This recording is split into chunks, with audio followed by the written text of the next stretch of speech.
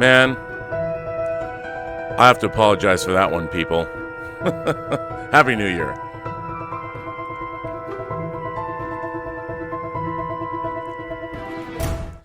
Well, would it not be a new year if you didn't have some technical snafu that just came right up there and bit you in the behind? I'll tell you why. I'm not just going to blame my dogs, but I'm going to blame my dogs for that. The reason that they're not here with me right now is because they were mucking about with my wires, and apparently they must have caused some kind of influence or other ghost in the machine with my microphone. So you won't be seeing Gilbert and Tallulah today. Still working out things. But anyway, ladies and gentlemen, imagination connoisseurs, all of you, all of my great listeners, great watchers, welcome to a brand new year. You imagination connoisseurs, you members of this, the Post-Geek Singularity community, welcome to 2020. Doesn't it sound like a futuristic year? It sounds like a futuristic year to me. I have to tell you, I begin this year with, I have to say, I am very, very excited about this year. There's unbelievable stuff coming our way, as everyone knows. I'm very excited about the new James Bond movie, No Time to Die. Denis Villeneuve's Dune is coming out. We've got Eternals, the Marvel Cinematic Universe film, The Eternals, based on Jack Kirby's creations. The Eternals, the Deviants, and their relationship to the Celestials. They're going to really, I think, open up the Marvel Cinematic Universe in new and interesting ways. They've talked about how we're going to look at thousands of years of the Marvel Cinematic Universe, meaning literally the universe, and I'm really, really excited about that. So I go into this year really full of rainbows and moonbeams, probably shooting out my ass when I walk down the street. I am that excited about this year. And, you know, in addition to that, if I can get this all to work, I'm very excited to be here in the Robservatory with you lovely people, surrounded by all of my stuff. It's a lot more fun to do the show in here because, you know, I literally, it's causing me, first of all, to go through all my stuff to make sure that I'm tossing things away. Don't worry, I'm not tossing anything anybody would want. I'm not a hoarder, but I have a hard time getting rid of things. I mean, I have hard drives that are 20 years old. I have no idea what's on them. There's boxes upon boxes in here, and I feel like sometimes I'm in the warehouse at the end of Raiders of the Lost Ark, and I'm excavating my life, which is kind of what I'm doing. I even have my old Super Macintosh Pro Mac. It's not an iMac. It was a Mac Pro from the mid-aughts that I had by Edit Bay. We had it running my Avid system when we were doing Superman and Chronicles of Narnia. I haven't even plugged that thing in for a long time, but I'm sure there's lots of goodies that I can show to you. And you know what? There is a goodie. As many people know, yesterday I showed a trailer, a couple trailers, and some people were incensed, but I did get a copyright strike, not for the Fury Road trailer, not a copyright strike, pardon me, but it was the stream was demonetized, which I figured it would be. But it was interesting because what it was demonetized for was the cover version of Radiohead's Creep that was in the Social Network soundtrack, which I thought was interesting. Now, I'm going to play another trailer, but according to the trailer that I'm going to play, it has already a YouTube license. YouTube has music that has been given to YouTube to be able to play. And this trailer, I'll play it later, but so I checked into that. So perhaps it wasn't the best idea to play a bunch of trailers yesterday. I thought it would be fun because rather than just hold up Blu-rays and go, here's my favorite movies of the last 10 years, I figured it'd be cooler to play trailers. But I guess I won't try that again. But I thought it was fun while it lasted. You know, it was fun for me. So anyway, now as everyone knows, I am your Viceroy of Verisimilitude, your master of fun and wonder, your existential Mr. Rogers. And to that end, as you all know, the thing that most fascinates me about movies, and specifically science fiction, fantasy, and horror, is verisimilitude. And once again, what is verisimilitude? People sometimes ask if you don't know what it means. As many of you might have first heard the word, I probably did at the same time. It was Richard Donner, and I don't remember exactly when I heard him talking about this. I've known the word verisimilitude. I don't remember not knowing it, but I think maybe it was an interview I saw with him back when I was 11 or something. But he talked about how when he was making Superman the movie, which came out obviously in 1978, that what he was going for with the Superman character was, and they turned it into the ad line for the movie, which was, "You'll believe a man can fly." So what he was trying to do was take Superman, who had been portrayed by Kirk Allen and George Reeves on both the big screen and the small television screen, but he wanted to create a believability that a character, a superhero, had never been afforded either on television or on the big screen. And what that means is the audience should believe, as they said, you'll believe a man can fly, but you'll also believe that Superman exists in our world today. And it has always been my contention that the best superhero movies, and first of all, I'm going to say this, but then I'm going to say it right away, movies that I love that violate this. But I think that the best superhero movies have been those. The reason that the Marvel Cinematic Universe flourished the way it did is because we believe somewhere in the back of our minds, we've tricked ourselves to believe that superheroes could exist. Like, why can't they? So when you're watching, and Iron Man really set the tone. If you go back and you watch Iron Man, it's very much set in our world. I mean, sure, there's a little bit of super science going on, obviously, with the Iron Man suit itself, but it's really set in the real world. And you believe it. They make you believe in Iron Man. And once you've bought into Iron Man, and again, like I've talked about on the show before, Iron Man is it's a fairly contained story if you really go back and you watch the movie. It really is about one man's redemption, one man's awakening to something he's doing that he shouldn't be doing. I mean, Stark Industries, war profiteering off weapons manufacturing. And of course, when Tony Stark finds himself on the receiving end of Stark weapons, he begins to have a change of heart. And I think that's what makes Iron Man 1 so good, is really it's a pretty simple story about how Tony Stark realizes the errors of his ways and winds up in a conflict with a mentor figure of his that he basically grew up with, who is running his company. There is no apocalyptic scenarios.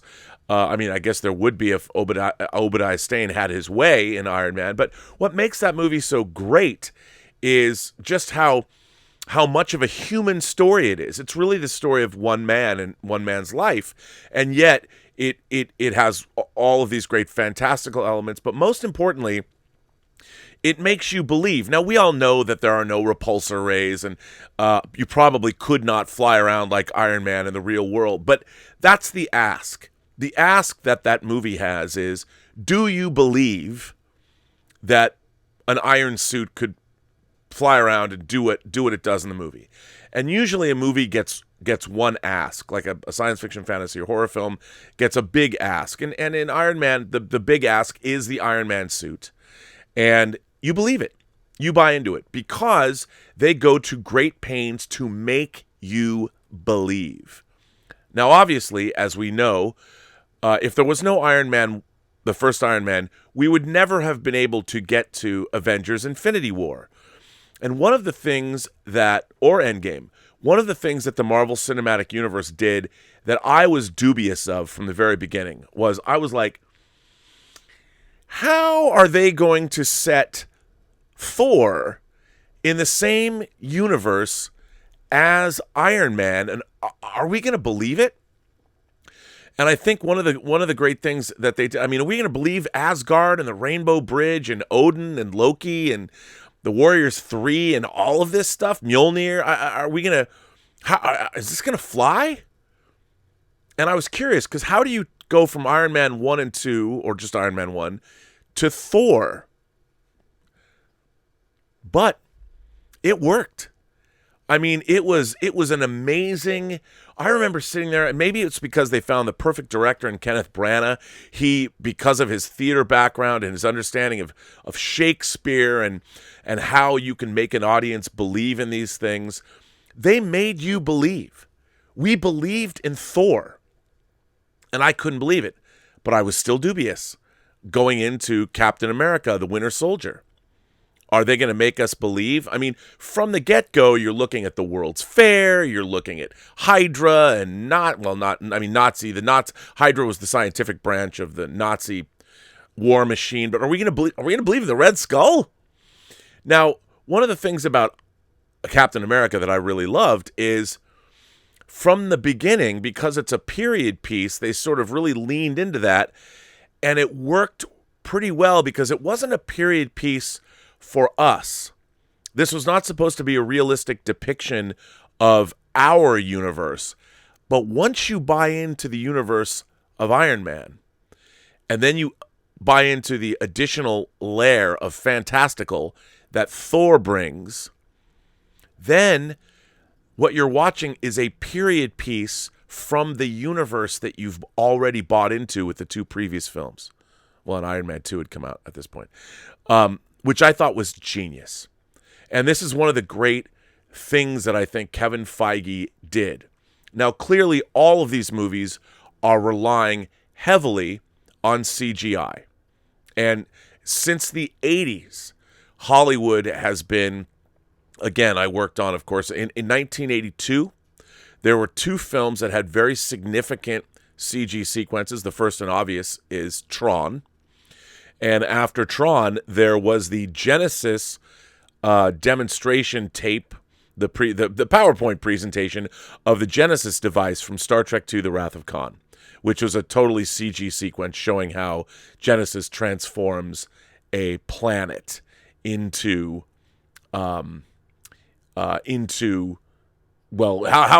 is a planet terraformed by Genesis?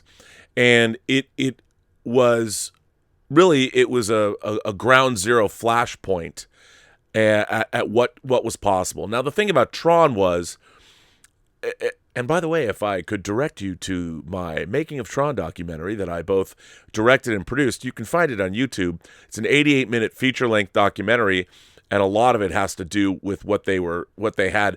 Basically, they made Tron with the equivalent of stone knives and bear skins. That's a Star Trek, the original series reference. And it's fascinating to see. And then, of course, ILM was developing computer technology.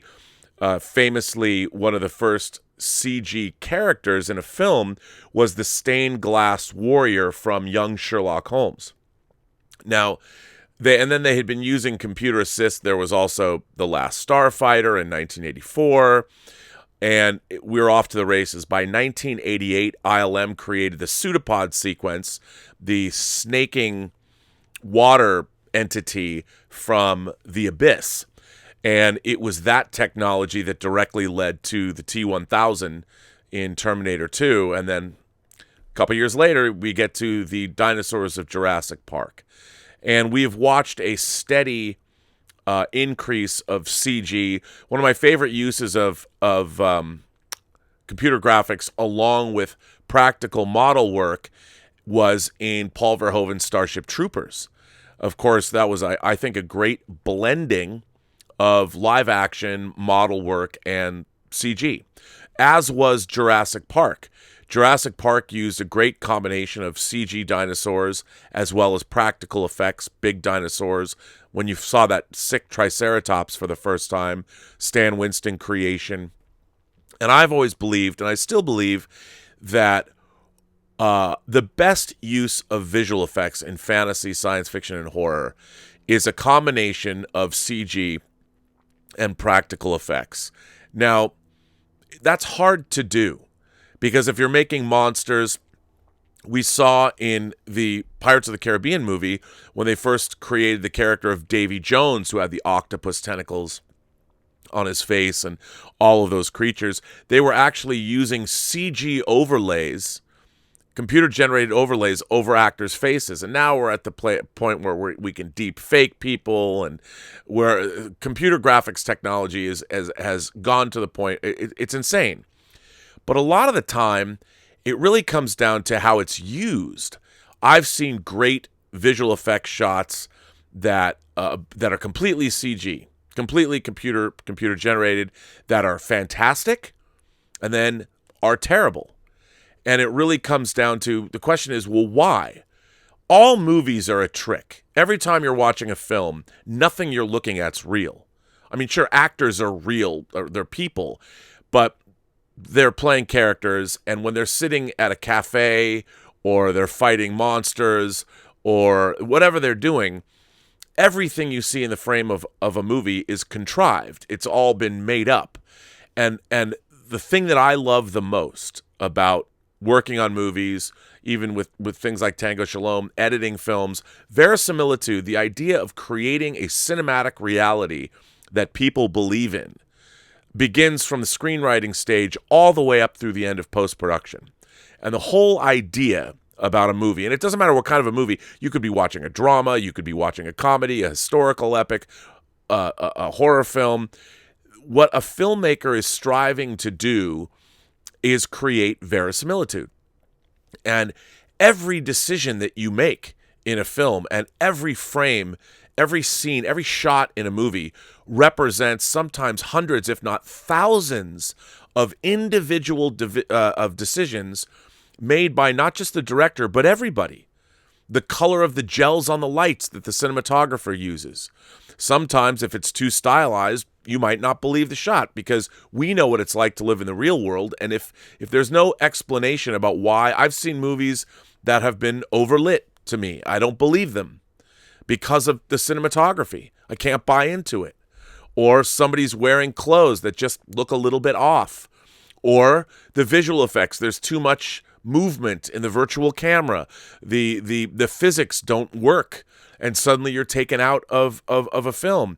And a lot of it sometimes has to do too with personal taste. There are things people don't pay attention to, so it doesn't bother them. But if, like, I've always gone back to the movie Crimson Tide. I have a friend of mine that I grew up with who was a submariner, who worked on a nuclear submarine, and that movie drives him crazy because so much of it doesn't make any sense to him, or the protocols were not followed or not understood. So when he watches that movie, he just tunes out, because how is he, somebody who actually knows what's going on, expected to buy in to this storyline if they can't even get your basic facts right? When military officers aren't wearing, when they're not dressed properly, or something is wrong on their uniform, and you have other men and women that were in the service that know, takes them right out of the movie. So my whole thing about verisimilitude, what I love about it, is it's from a creative standpoint, no matter what you do in a movie, from moment to moment, literally second to second, it's your job as a filmmaker to make an audience believe. Now, in our CG world, a lot of people go back and they look at old stop-motion animation. Willis O'Brien's original 1933 King Kong. We look at it today and be like, ha ha ha, look at how primitive that was. But to audiences of the time, they didn't have any frame of reference. They'd never seen anything like that before. No one had ever put a giant ape on the screen in that way. And so audiences bought into that. They bought into Frankenstein's monster. They bought into Lugosi's Dracula. And when color came around and Jason and his Argonauts were fighting the skeletons at the end of Jason and the Argonauts, people believed, because that was a style and that was all that existed at the time. Now we have photorealistic CG that can recreate historical vistas, that can do anything. But even now, if you were to go back and watch my beloved, say, Gladiator, when you get to Rome in Gladiator, it's clearly CG recreations. There's no... You could never look at when they get into Rome, you're not thinking to yourself, wow, that looks just like, that's totally real. It's not real. You can tell it's not real. And it's more stylized, but in the case of Gladiator, I think it works for the kind of movie it is, because it is already a period piece. So you're like, okay, the sort of burnished Bronze Age, or whatever you want to call it, you buy into those effects. And you chalk it up to style. But interestingly enough, when it comes to, say, Star Wars, we have very interesting examples of what works and what doesn't work. For instance, Jabba the Hutt. When Jabba the Hutt was introduced in Return of the Jedi, he was a giant, obviously, latex foam puppet. But he was really there. Like, he was actually on that set. And one of the problems I had with Return of the Jedi is that I don't find any of the creature designs, whereas a lot of the creature designs in Star Wars, famously they used masks that were lying around. They're basically humanoid. All the aliens that you see are basically humanoid. And then in Return of the Jedi, we see a lot of even the Gamorrean guards from right off the bat. They look cartoonish. The designs of the Gamorrean guards, for me, there was no more verisimilitude anymore. Even though they were men in suits, the first Gamorrean guards we saw, Cy Snoodles in the Rebo Band, Cy Snoodles herself with the long neck or whatever you want to call it, with her little human red lips. I didn't believe in those creatures. And one of the things that really bothered me was up until that point in the Star Wars universe, I could buy into it. I could buy into the designs. When you go into Mos Eisley, in the original Star Wars, not after 1977 or 1997, not after the special editions, I'm talking in the original Star Wars, one of the reasons that movie became the sort of social phenomenon that it was because you believed in it. You know, Mos Eisley was like a horrible truck stop in Texas somewhere in the middle of nowhere. It felt and looked real. There was no CG vistas. Everything was actually there. So when you went into Mos Eisley, sure, some of those aliens Ponda Baba or something, they had obviously, they were wearing masks. People were wearing masks. But you still bought into it because the proportions were familiar to us. So we understood that, okay, maybe there's a devil guy with horns. Now, he looked like he was from a horror movie, but maybe that's what aliens look like. But it was still a dude in a mask or in pieces. So you believed it. But by the time you get to Jedi, even the color, of Max Rebo and the Rebo Band or whatever, and Cy Snoodles, all of these, I liked Bib Fortuna. I believed in Bib Fortuna. I even believed in Jabba because he was this big, hulking, slug-like alien. I'm like, okay, I'll go with that. That design I believed in. But there's a scene in Return of the Jedi where they're actually torturing droids, and a hot branding iron comes down and bounces off the feet of a droid that they have inverted, and you see steam come out. It doesn't even hit properly. You're going, come on, man. Why are you going to torture a droid? I mean, they started to do things in Return of the Jedi that, for me, ruined verisimilitude. I was taken out. I thought a lot of the visual effects in the Jabba's sail barge sequence, where they've sort of fixed, there was this weird strobing. They've done a lot of fixing of those scenes over the years. Didn't believe it. When Jabba's sail barge exploded, I'm like, that's just a miniature. There were backgrounds, there were things I just didn't believe, which is part of the reason that Return of the Jedi was such a disappointment when I first saw it, because when R2 and 3PO walk up to Jabba's palace door and knock on it, I'm like, that's a set, man. They didn't even go outside and shoot it, put that door outside somewhere. I know whether it was in Yuma, Arizona, or wherever, because that's where they were shooting. Why they didn't do that, I'll never understand. Because I didn't believe it. I didn't believe it from the very beginning. I didn't even believe the Imperial officers' voices at the beginning of Return of the Jedi. It didn't sound right. But anyway, I'm getting off on a tangent, but I'm still talking about verisimilitude.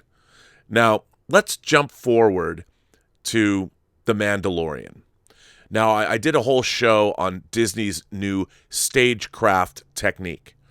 Now, there's a lot of times when I've watched The Mandalorian where you can tell that they're standing in front of these backdrops where the parallax can change. They're backdrops. I know that, but the style, the style of how the Mandalorian looks works for me. The overall, they've gone back to the aliens that we're seeing are the proportions. There's no Max Rebo. There's no Cy Snoodles. You've gone back to classic Star Wars. I mean, I never would have thought that Ugnaughts that show up on Cloud City in Empire Strikes Back, I never knew I could be almost moved to tears by the death of an Ugnaught. Ugnaught, kind of peak verisimilitude. So, which brings me to Baby Yoda. As we've seen in Star Wars, we all believed in Yoda. Let me tell you, when I was 13 years old and saw The Empire Strikes Back, yes, you knew that that was the same guy. The voice of Yoda was Frank Oz. Everyone knew it. But you believed, man. You believed in that puppet. And it's interesting because 2 years later, when The Dark Crystal came out, you knew that you were looking at puppets. You knew. But Yoda, you might have known it was a puppet, but they tricked you into believing in it. You believed, man. You believed in Yoda. Now, you jump ahead to Phantom Menace, where we had CG Yodas or a Yoda that wasn't quite... I think the Yoda in Phantom Menace wasn't CG, and then it became CG in Attack of the Clones, and of course it was full-on CG by Revenge of the Sith. But Yoda, the puppet even, it just didn't look right. Maybe it was the lighting, but you all know what I mean. You know, the evolution of the believability of Yoda. Yoda started out very believable, then by the time you get to Phantom Menace, maybe not so much. So if you want to talk about I think 2019 wound up, we closed out the year with 1 million memes, and Baby Yoda became everyone's love. Everybody loves Baby Yoda. Baby Yoda this, Baby Yoda that. Everybody's referring to Baby Yoda all over, everywhere. And if rumors are to be believed, Werner Herzog himself was the one who suggested they use a puppet for Baby Yoda. Now, there's an article, and I want to read it, that was in The Hollywood Reporter yesterday. And it's by Robin Bear. And I thought it was really worth... I can't be the viceroy of verisimilitude and not read this article. So, I'm going to. And this is Critic's Notebook. It was posted yesterday in the morning. Critic's Notebook. Baby Yoda, The Dark Crystal, and the need for puppetry in the age of CGI. As always, the existential wisdom of Werner Herzog prevails. You are cowards, the director castigated on the set of The Mandalorian upon realizing the producers intended to shoot some scenes without the Baby Yoda puppet in case they decided to go full CGI with the character. Leave it, he said. Herzog, who guest starred on a few episodes of the Disney Plus Star Wars spin-off series, was one of Baby Yoda's earliest champions. And indeed, Baby Yoda, a colloquial epithet referring to the mysterious alien toddler merely known as the child in the script, was designed for maximum neoteny. The gigantic, saucer-like dilated eyes, the tiny button nose, a head that takes up nearly half his body mass, the hilariously oversized brown coat, the peach fuzzy hairs tufted around his head, and the piece de resistance of his custardly little green face, that minuscule line of a mouth that could curve or stiffen in an instant and erupt up 1,000 ancient nurturing instincts in any viewer. He's the only thing my normally stoic husband has ever sincerely described as cute.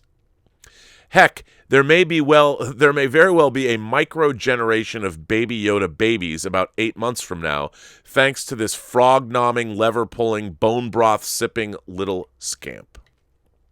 And all because Jon Favreau and company finally recognized that rubber and fabric practical effects will almost always have a greater emotional impact than plasticky digital ones. The recent success of The Mandalorian, thanks to the adorable face that launched 1,000 memes, and Netflix's fantasy adventure epic The Dark Crystal Age of Resistance, recently nominated for a WGA Award and a Critics' Choice Award, prove that we still need puppetry and mechanical effects in the age of CGI. Entertainment is teeming with digital effects, some spectacular, some not, but the magic of these shows is all in their lo-fi beauty and visible textures. If Baby Yoda were entirely 3D animation, he would not have become an icon the minute we laid eyes upon him. An Age of Resistance would be just a bright, empty fantasy without a spark of tactile pleasure. This isn't a Luddite's demand to end all computer-generated imagery, but a call to return to a cinematic art form pioneered by filmmaking legends like Jim Henson, Frank Oz, Rick Baker, Stan Winston, and Chris Walas.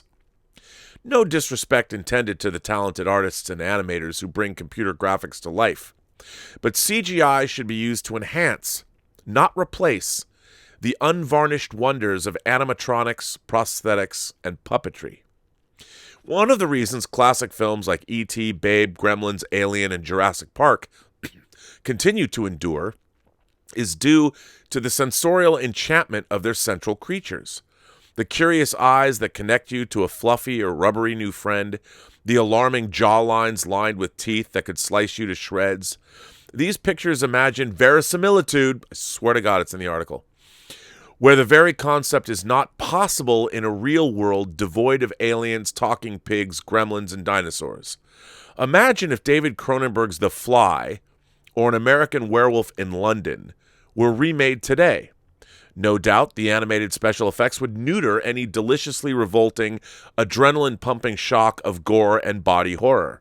It's why the wholesome but tactile brilliance of Disney theme parks will forever outstrip any thrill-inducing 3D simulation at Universal Studios. 2019 was the year that CGI broke us. The creepy dead eyes of Alita Battle Angel, the stunning but soulless photorealistic fauna of the Lion King remake, the sludgy fairy blitz of Maleficent, Mistress of Evil, the distractingly uncanny valley of de-aged veteran actors in Gemini Man and The Irishman, the eerily sexualized initial designs of Sonic the Hedgehog in the trailer for the 2020 film, and worst of all, the terrifying Island of Dr. Moreau-style human-feline chimeras of cats. These visuals gave us full-body cringe, blasting us in the face with shallow images that don't look real enough or fake enough to transport us to other realms. This feeling will only continue to rot in years to come when we face the oncoming CGI singularity. It's almost as if I wrote this article myself. A hollow facsimile of James Dean is set to star in an upcoming Vietnam flick 64 years after his death. Yuck. And no thanks. Compare the innate repulsion to the textural joy of The Dark Crystal Age of Resistance, which thrives on candy-colored paradise of reach-out-and-touch-it felt, fiber, and foam.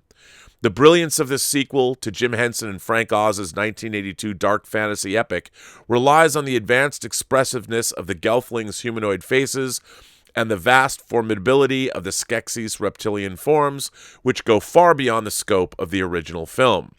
Like Sky One's late great 2013 sitcom Yonderland, an inventive labyrinth-inspired comedy brimming with derpy furballs and priggish elves, the show is at once gorgeous and grotesque thanks to its buoyant medley of puppets.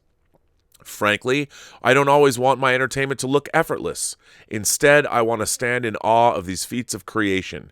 Painstakingly crafted miniature worlds, marionettes that fire arrows, extraterrestrial tots that beg you to scoop them up and kiss them on the forehead. I want to shout, how the hell do they do that? Puppetry reminds us we're fallible. Practical effects are imperfect and vulnerable. They expose the seams of creation openly and proudly. It takes human hands to sculpt a rubber face, to sew feathers on a Baroque gown, to pull the rods on a little body and make it smile. Animatronics bring warmth and vibrancy. It doesn't matter if you can enliven every follicle on an animated creature's head if you cannot detect the light in their eyes. There's no question that many sensational three-dimensional landscapes do envelop us. Black Panther, Jungle Book, Avatar, to name a few. But why restrict yourself to only playing shadow puppets in Plato's cave when you can also bask in a fabricated world beyond imagination?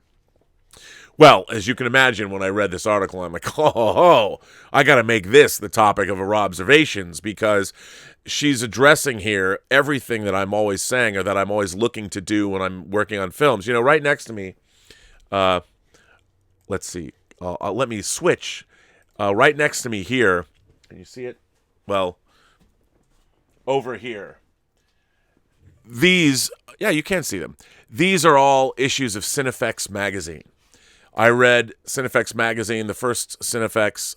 Actually, let's see if I even have it.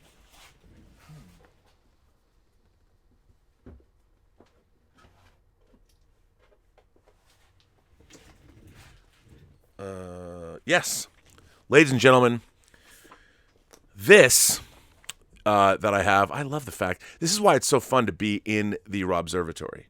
This is the very first issue of Cinefex magazine. As you can see, it's got Star Trek the Motion Picture and Alien. That's it. This digest-size magazine, I think this is from 1980. This is the actual issue that I bought off the shelf in 1980. I think it came out in 80. It might have come out at the end of... No, it probably came out in 80. But this magazine, I've been reading since there you see it, the first issue of this magazine. I've been obsessed with visual effects most of my life, mainly because, not just because of Star Wars, even before that, Star Trek, Logan's Run, all of these things. And verisimilitude has obsessed me in learning how things are done. Now, I don't necessarily think that the Dark Crystal... When I first saw The Dark Crystal in 82, I'm going to admit something. I thought the movie was slow, and I never was emotionally involved because it was all puppets. Now, I thought it was a staggering achievement. I loved it. But I really think at the end of the day, it's always a little better when your fantasy is grounded, especially if you're shooting in live action. You can tell it's live action. It's not the same for animation or 3D animation, but one of the things that I've always had a problem with, even in Age of Resistance, is getting immersed completely into the environment. That's just me. But still, I think that we've seen every permutation of CG that exists. And we have been jaded. We buy into these things. And I think that's why filmmakers such as Christopher Nolan, if you watch Dunkirk...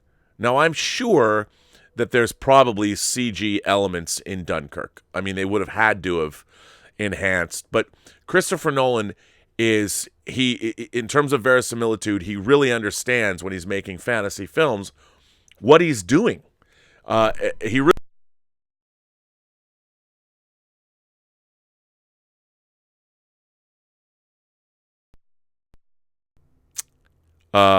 I'm hoping that my sound came back. It looks like it did. I'm just going to assume it did. I'm going to assume my sound is here. It looks like I'm broadcasting. But Christopher Nolan, you watch Dunkirk, you believe everything. Because there's really an aircraft in the air. And certain scenes, they use radio-controlled planes and all of that. It's real. So you're totally into it.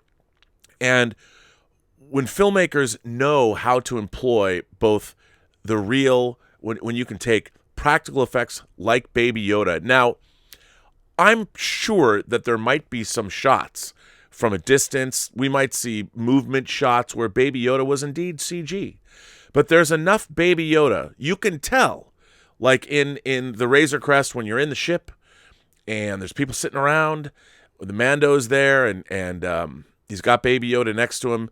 You can tell that they're really sitting there together in the cockpit, and you buy into it. And that's when verisimilitude is the best. And I'd like to see more of that. I think one of the things that has hurt, for instance, look, I make no bones about it. I love the Fast and the Furious franchise. But when you get to Fate of the Furious, it's got so much CG and so much ridiculousness in it that part of the joy of what you were watching has been removed from the franchise because, believe it or not, and I know I sound silly for saying this, especially when I've said that Fast 5, which does in fact rely on a lot of CG, but they make you believe, man. They make you believe. But by Fate of the Furious, I'm like, there's a great, I don't know if you guys watched the Quiet Place 2 trailer that came out today, but it begins with a single shot. And that single shot, yes, it has CG, there's CG creature effects in it, but most of it is practical. And you're looking at it, watch it come out and say, "Wow, let's see that one shot, it was completely CGI," but okay, but at least they knew enough to create that reality and make you believe. If you haven't watched that Quiet Place 2 trailer, check it out because it's dope. Anyway, I do think that it was great that The Mandalorian, based on what Werner Herzog was saying, and he was very smart about this, because any director worth their salt is all about verisimilitude and creating reality. And Werner Herzog was very smart in saying that. And I think it's absolutely right. If Baby Yoda wasn't practical and it was a CG creature, we wouldn't have loved it. We wouldn't have loved it. And I love Baby Yoda. Elizabeth loves Baby Yoda. I think that Gilbert and Tallulah love Baby Yoda too. But I think part of the reason we love Baby Yoda is because we know that Baby Yoda is real. And moving forward, I think that maybe a return or a reliance on practical effects with a combination. Look, practical effects with a CG assist, wire removal, things like that are always great. But when you start making cars jump out of one building into another building, suddenly you lose me. And Furious 7 and Fate of the Furious, I think, were egregious examples, and it's so silly for me to use them as an example, but what was great about the first Fast and the Furious is it was cars on the streets of LA. And that was the appeal. Everybody likes to see cars going. Why do we like car chases? Because we've all driven in cars. And we know what it's like to go fast in cars. So when you see a great car chase that relies on the practicality of what you're watching, that's why The French Connection or Ronin or To Live and Die in LA or pick your favorite car chase. But we believe in those because it was done for real. When you start adding a bunch of CG into the mix, you believe less and less of it, and you don't feel it as much. It doesn't enter into your soul. So one of the things I lamented about the Star Wars franchise was just how much CG was being used. And look, that's when it's used effectively for space shots or whatever the hell, recreating landscapes. Star Wars does a really good job of that. But by the time, look, the pod racers and Phantom Menace, again, these CG aliens, and I know people don't know this, but the Phantom Menace has more practical models than I think any movie in history or something like that. But the creature designs, once you remove them from reality, and you can do anything because they're CG or you can design them, I don't believe them. I really Ben Quadraneros or Sebulba, the pod racers, I don't believe any of them. And it bothered me that I didn't. So it's great to see, ultimately, Baby Yoda be a practical effect because the Viceroy of Verisimilitude appreciates it. So anyway, I have letters, people. I have letters. I've got all kinds of things to share with all of you all. So why don't we jump into the letters? Because I couldn't believe how many people sent me letters yesterday. You guys never let me down. You guys and girls never let me down. So, who is here today? Let's see, shall we? Well, I'm going to start out with prolific letter writer Ian Samuels. By the way, I can announce that our man Ian Samuels is going to start writing a new column for the Burnettwork website. So the Burnettwork.net website, we have currently, we've got Willow Talk. We have Willow's letters up there. We have Allie State's letters, her column, The Feminerd Gaze. Well, Ian Samuels is going to start writing exclusive to our website Doctor Who reviews. So welcome, Neil. And he wrote this letter, and I thought this was important to share. Rob, the urban spaceman who never existed has taken his last spacewalk. The creative heart of the Bonzo Dog Doodah Band has sniffed his last crotch. One of the masters behind the music of Monty Python and who took over from John Cleese in the last season of Python, the man who told us how sweet it is to be an idiot, Ron Nasty of the Ruddles, has written his last song. Not long after his 75th birthday, he became an ex-parrot. Bereft of life, he is now pushing up the daisies. Goodbye, Neil. The world is a much less funny place without you. Born the 9th of December, 1944, died the 29th of December, 2019. Left behind his wife Yvonne, children, and grandchildren. R.I.P. the urban spaceman. Well, Ian, thank you for writing that. The Ruddles, which was kind of a riff on the Beatles, obviously, was a big deal back when the home video industry first started in earnest, when it really got up to speed. It was a staple of video stores everywhere. Everybody seemed to have, there was like a one VHS tape of the Ruddles.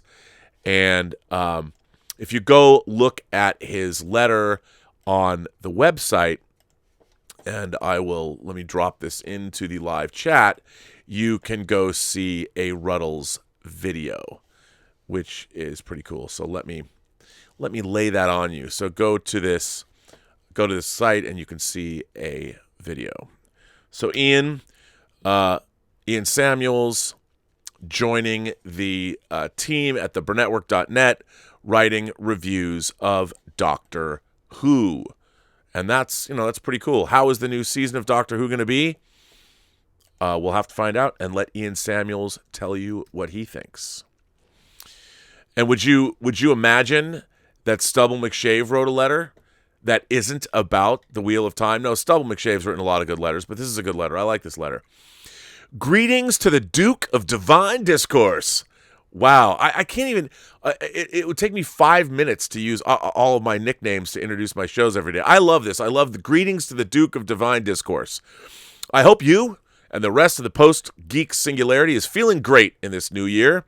I'm actually writing this on New Year's Eve of 2019. I have a quick letter this time. The 90s was significant for its big historical epics. There are such movies as Braveheart, The Last of the Mohicans, Dances with Wolves, and Gladiator, which was actually released in 2000. I recently rewatched Dances with Wolves. I wonder why it's not in the conversation when we're talking about great movies. I certainly liked it a lot when it was released. Is it because it has a derivative story that's very similar to Pocahontas as well as Avatar? Is there some controversy with cultural appropriation? I'm certainly not aware of anything like that. If anything, I think it showed the Native American culture in a positive and realistic way, although there may be some controversial things around it that I'm not aware of. Rob, what do you think of the big historical epics, and what are your thoughts on Dances with Wolves? Why do you think we never talk about it as much as movies like Braveheart or Gladiator? Is it just because there's no huge battles, or is it something else? And do you miss big historical epics as much as me? Bruh. First of all, Stubble, thank you for your letter. Always nice to hear from you all the way from Sweden. I love historical epic movies. I think there's a built-in, when you watch Braveheart or you watch Gladiator or you watch any of these things, there's something built in, inherent to the story. When I was a kid, one of my favorite things, even to this day, one of my favorite things that was ever on television was Shogun. I loved Shogun. When I was working on Star Trek, The Next Generation, CBS put out Shogun on Blu-ray, which, boy, was I happy to get that. Shogun was, of course, Richard Chamberlain plays a character who ends up going to Japan, and it's still feudal Japan, and it's an incredible miniseries. Toshiro Mifune is in it. John Rhys Davies is in it. It's great. But what's really great about Shogun is it's not subtitled, really. So as you move along through the series, and you're moving along with Richard Chamberlain's character, you're learning Japanese, and you're learning about the Japanese culture. And I was fascinated because for me, when I look at historical epics, obviously I didn't live in that time, so I always feel like I'm visiting an alien world that I wasn't originally part of. So how cool is that? But I'm a huge fan of these epics. I love Dances with Wolves. There's actually 2 versions of Dances with Wolves, and I love the long version. I think one of the things about Dances with Wolves, and there's incredible, the buffalo hunting scene. There's incredible sequences in the movie, and it really has a lot of verisimilitude. Although some might say that Mary McDonald's, her hair, her perm did not exist in the plains of the Old West. But other than that, I really love Dances with Wolves. I think maybe because people don't talk about it as much. I don't know if they do talk about cultural appropriation and all of that, but I think it doesn't have as hard an edge. It's more of the story is a little, it's more melancholy, as opposed to being this kick-ass, whether it's William Wallace or Maximus Decimus Meridius. I just think it's a different kind of a movie. But yeah, it's a lot like the Pocahontas story, or of course Avatar. People always said Avatar was either Pocahontas, Dances with Wolves, or of course Fern Gully, whichever you prefer. But I really enjoy Dances with Wolves. I think it's a beautiful film. Maybe it doesn't get talked about as much because it sort of has fallen. Again, it's passed out of that 20-year sweet spot where pop culture, I've always said 20 years, and then things start to get old. They leave the conversation. But I do love Dances with Wolves, and I'm inherently interested in our past, where we came from, because it illuminates and kind of points the direction in where we're going. I mean, I've always looked to the future, but I've always been fascinated by stories of the past. This week, Elizabeth and I watched the Cotton Club Encore. I was finally able to get Cotton Club Encore. And again, you think about the jazz, the Cotton Club Encore, or the original Cotton Club, details the end of Prohibition era America, and it moves into Depression era of the late 20s into the early 30s. And I'm fascinated by that time. I'm fascinated by Prohibition. By the way, if you guys haven't if you haven't watched Kevin Burns' documentary, I think it's only 4 parts about Prohibition. I think it used to be on Netflix. It's fascinating because, as somebody who certainly loves to drink alcohol, I didn't know much about alcohol's history in the Americas. And that documentary goes all the way back to the mid-1800s, and it was really interesting how much of a problem alcohol was. But I love historical movies. And by the way, if you guys haven't seen Shogun, it's awesome. It's still awesome. It still holds up. It's Maurice Jarre's score, even though it's a little thin in terms of instrumentation, is great. The acting is great, and we celebrate every year on September 15th Talk Like Yoko Shimada Day. She plays the lead act. She is the lead actress in the film. So I want to thank you, Stubble, for sending that in, because you know what? Now it makes me want to go watch. I might have to go. I was gonna go watch Once Upon a Time in Hollywood again, but maybe I'll watch Dances with Wolves, because why not? You can't get enough. You cannot get enough. So Tim, all the way from Australia, he tipped me. He said, my top 10 of the 2010s are Rush, Logan, Your Name, which I haven't seen yet, Nightcrawler, Into the Spider-Verse, The Rad. I'm going to say The Rad. You know what I'm saying. It's really The Raid. The Rad, The Witch, Drive, The Avengers, Mad Max Fury Road, which, yes, is a joint Australian-USA film, but it doesn't feel like an Aussie film. So your number one's Mad Max Fury Road. I'm glad to hear you say that, because it's great. Well, thank you for that, Tim. I think that is a very fine and respectable list. As everyone knows, if you haven't seen The Rad, or The Raid, or The Rad 2, even radder, you really need to get on that. It's actually The Raid 2 Barandal, but you really need to see these 2 movies. They're insane. Insane. Cinema Survey Movie Reviews says, Happy New Year. Well, Happy New Year to you too, Cinema Survey Movie Reviews. Anonymous, who tipped, says, Hey, Rob, today was the Jewish event called the Siyam Hashes. The Siyam Hashes, yeah. he spelled it for me. Over 92,000 celebrated at MetLife Stadium in New Jersey, the home of the Giants and Jets, on completing the whole Talmud. This event happens every 7.5 years in Israel and all over the world. Also does this. That's cool. I didn't know that. Well, congratulations. I said it. The Siyam Hashes. Siyam Hashes. I think that's a great thing. And after the horrible thing that happened over Hanukkah in New York, were you at that event? Did you go? It's good that it happened. Good that it happened. Mark C. sent in a super chat. Mark C. says, my phone notification said, should Hollywood bring back anal? Because it cut off analog. Well, I don't think, I don't think that's ever gone out of style. All the way back to ancient Greece. I don't think you need to bring it back. But analog effects, I think combination of the two, always good. Mark C. sent a $5 super chat, and also, I disagree about the verisimilitude being superheroes living in our world. It's making us believe we live in theirs. Well, yeah. Yes. It is, I think, yes. The semantics, but yes. What it is we want to believe when we watch these movies that these characters exist in some kind of our world, real world situation, or we would exist in theirs. But the New York of the Avengers is New York.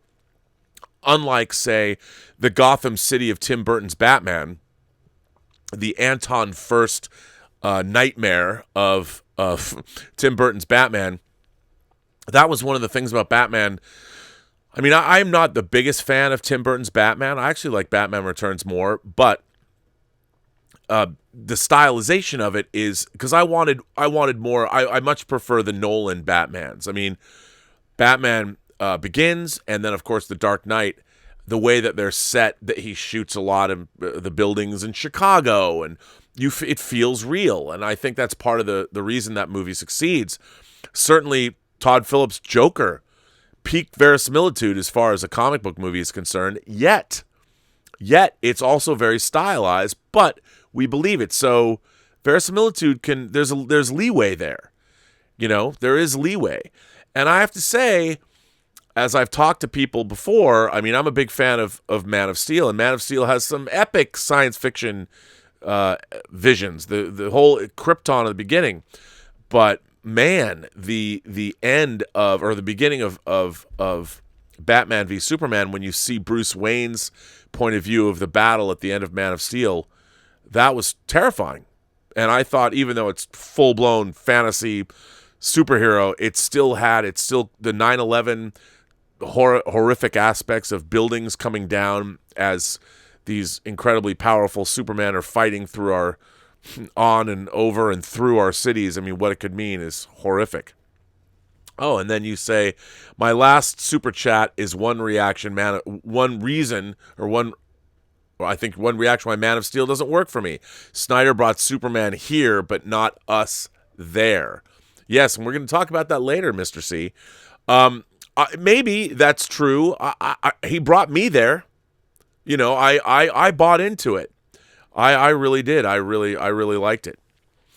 Timbula the Spider Monkey, Tim sends in another super chat. He says, the best story I heard about lighting in movies was when Sean asked where the light was coming from in the Tower of Cirith Ungol. Andrew Lesney answers with, same place as the music. Yes, absolutely true.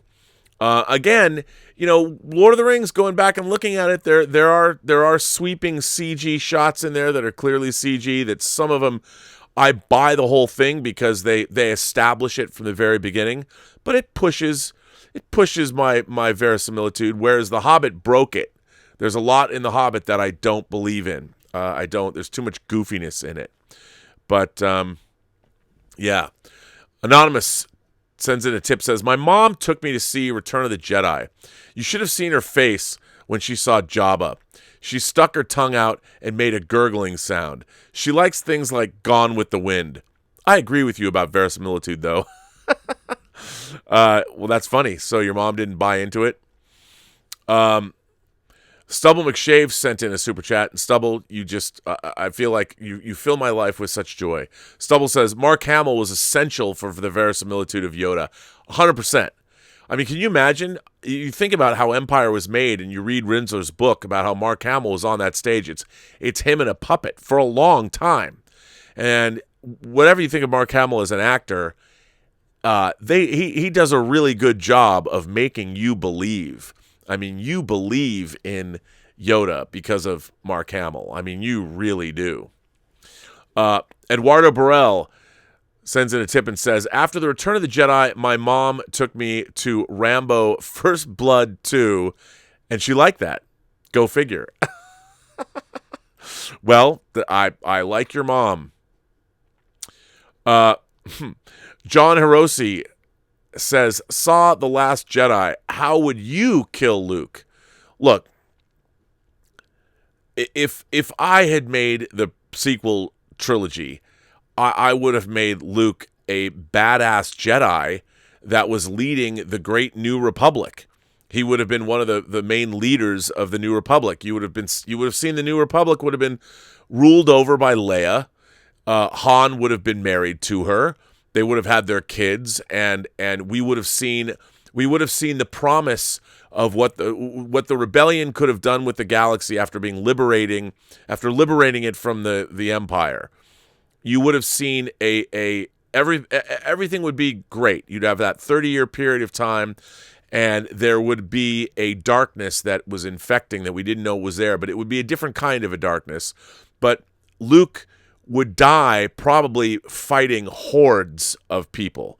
It would be like the most epic battle ever. And he would go out like a boss. I mean, isn't that what we all wanted? How else would you have him go out? He'd have to go out like a boss. It was disappointing the way he went out. I'm not gonna lie. I mean, look, you can't.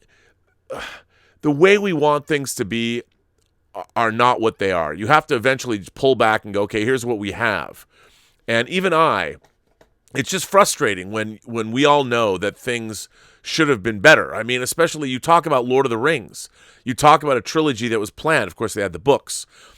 Well, there's so much information in the EU, the legends, whatever you want to call it. There's so much Star Wars stories that have been told about the period of time that were in the prequel trilogy that are all of them better than the story that we were told. All of them. Whether you go back all the way to Dark Empire and the Thrawn trilogy, and which they clearly took some elements from. But that's what's frustrating. You know, what's frustrating is when you see hundreds and hundreds and hundreds of great episodes of Star Trek, and then you watch episodes of Star Trek that are substandard, that don't live up to not just Star Trek, but just modern storytelling. Especially when you can compare and contrast, say, Star Trek Discovery with The Expanse. You go back and you look at the Star Wars stories that have been told recently.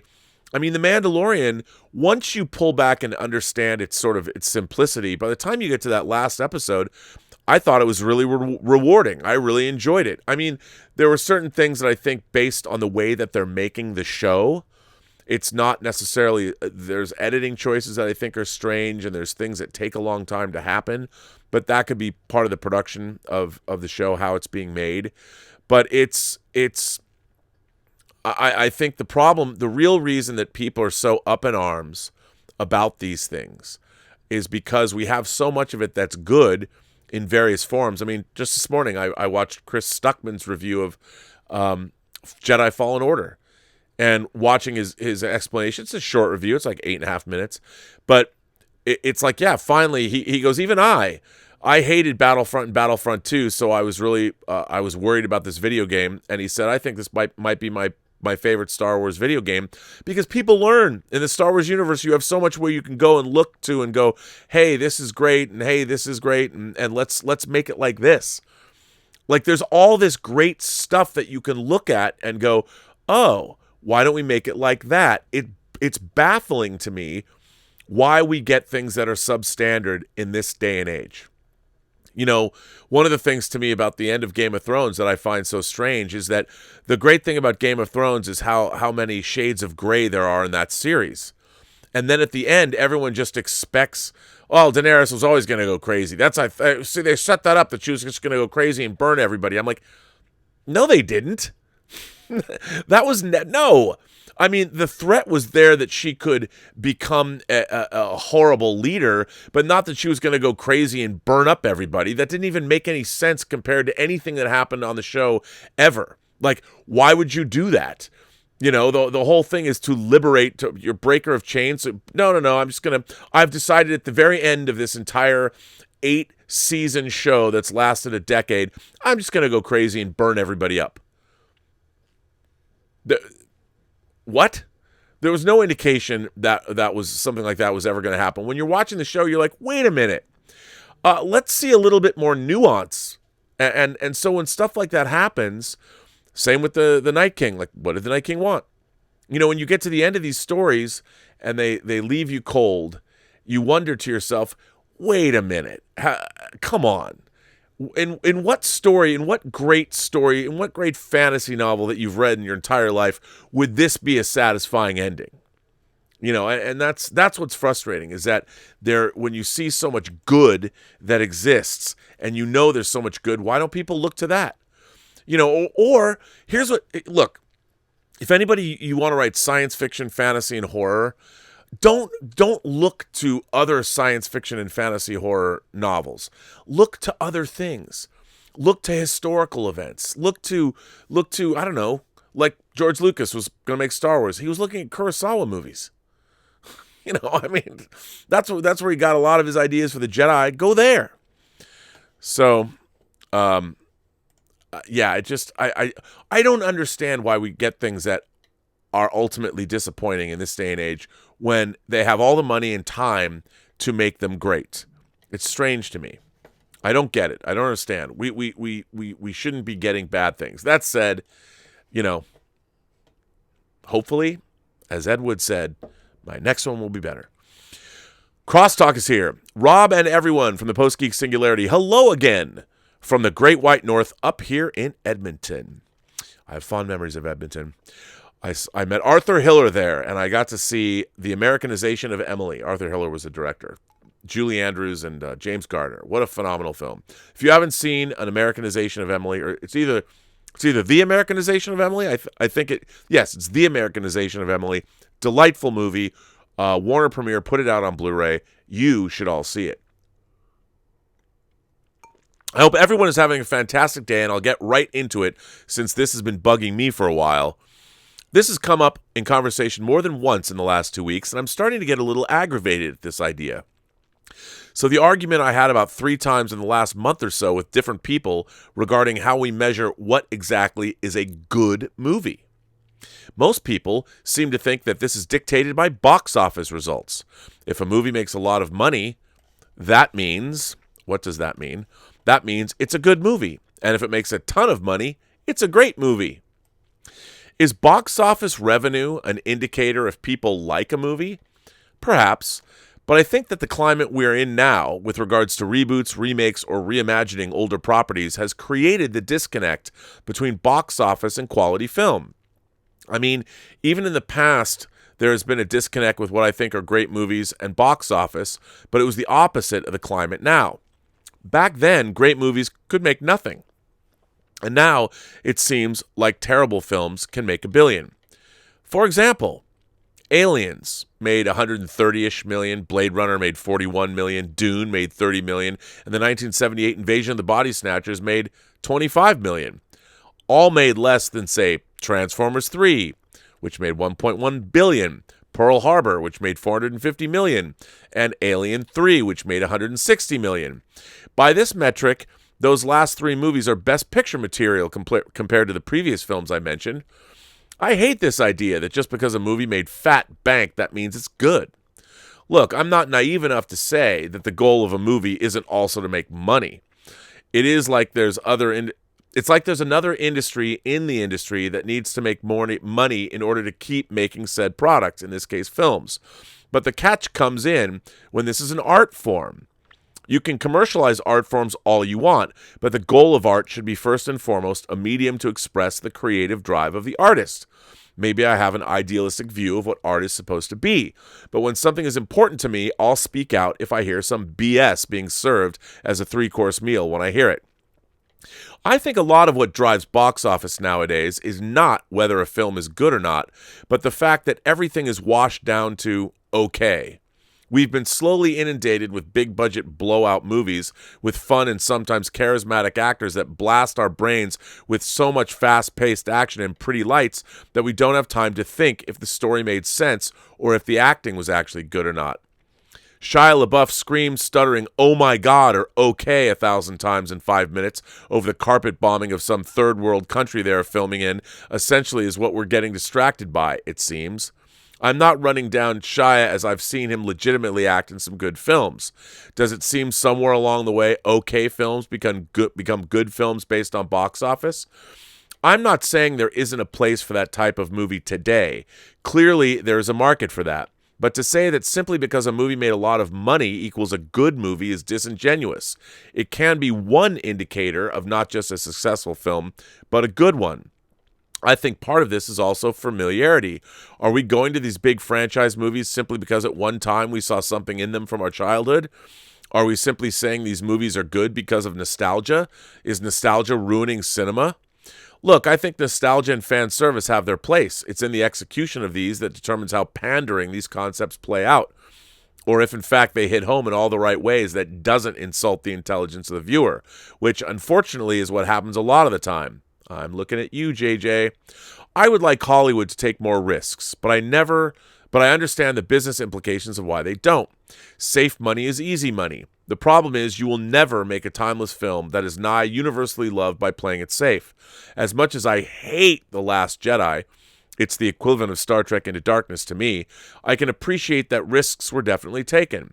I love this idea that you take risks in order to try something new. It didn't work for me in The Last Jedi, but not all risks pan out. Sometimes betting on black at the roulette table doesn't pan out, or doesn't pay out. I applaud the attempt, though, and I hope more filmmakers take these kinds of risks. Anyway, I will end it here as it seems like I'm rambling now. I hope to see the discussion in the live chat and to hear your thoughts and those of the Post-Geek Singularity movies around this community. So in the meantime and in between time, that's another edition of... So in the meantime and in between time, there's another edition of Stampede Wrestling. Much love from up north here, and take off, hosers. Crosstalk. P.S. As a side note, how awesome would an Invincible series like The Boys be? It would be good. Invincible is a comic series, a really good one. I just finished the last issue of the series. Now that it's over, I'm kind of sad. I'd pay good money to watch Invincible come to life as a full-on rated R series like The Boys. Well, with the success of The Boys, Crosstalk, you never know what might happen. Now, here's the thing.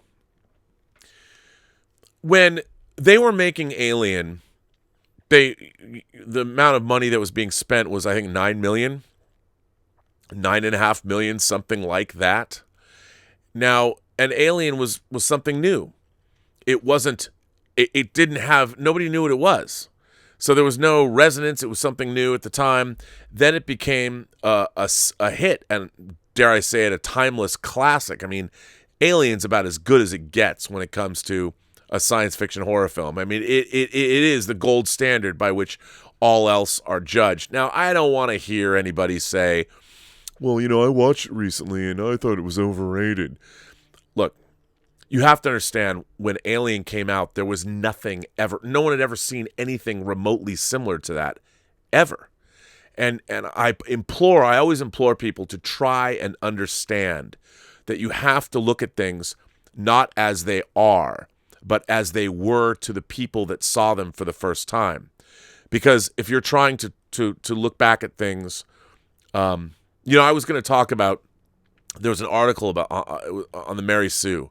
I really am not a fan of the Mary Sue website, but it was talking about the state of fandom in 2010 and how the 2010s are when fandom broke free. And I was reading this article going, you guys have to be in, you ladies must be in your late 20s or something, because it was almost like there was no scholarship or understanding of, they were talking about how creators related to fans and how people had access to creators via Twitter and things. Well, I'd be like, Ron Moore would be in Star Trek message boards on AOL, interacting with fans. And this was back in the late or early 90s. And so it's irksome to me that a lot of people never go in and look and see how things were perceived when they first came out. So I think what happens is, when Star Wars came out, George Lucas himself had no idea. And the fact that Star Wars has become a rite of passage, it's permeated our culture. Everybody's going to go see Star Wars because everybody has an experience of Star Wars in their own lives now. And when something new comes out, everybody's interest is piqued. And the funny thing, what's so strange to me, here's the thing that I don't understand.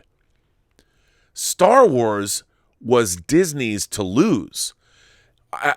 Even the prequels proved everybody wants to love Star Wars.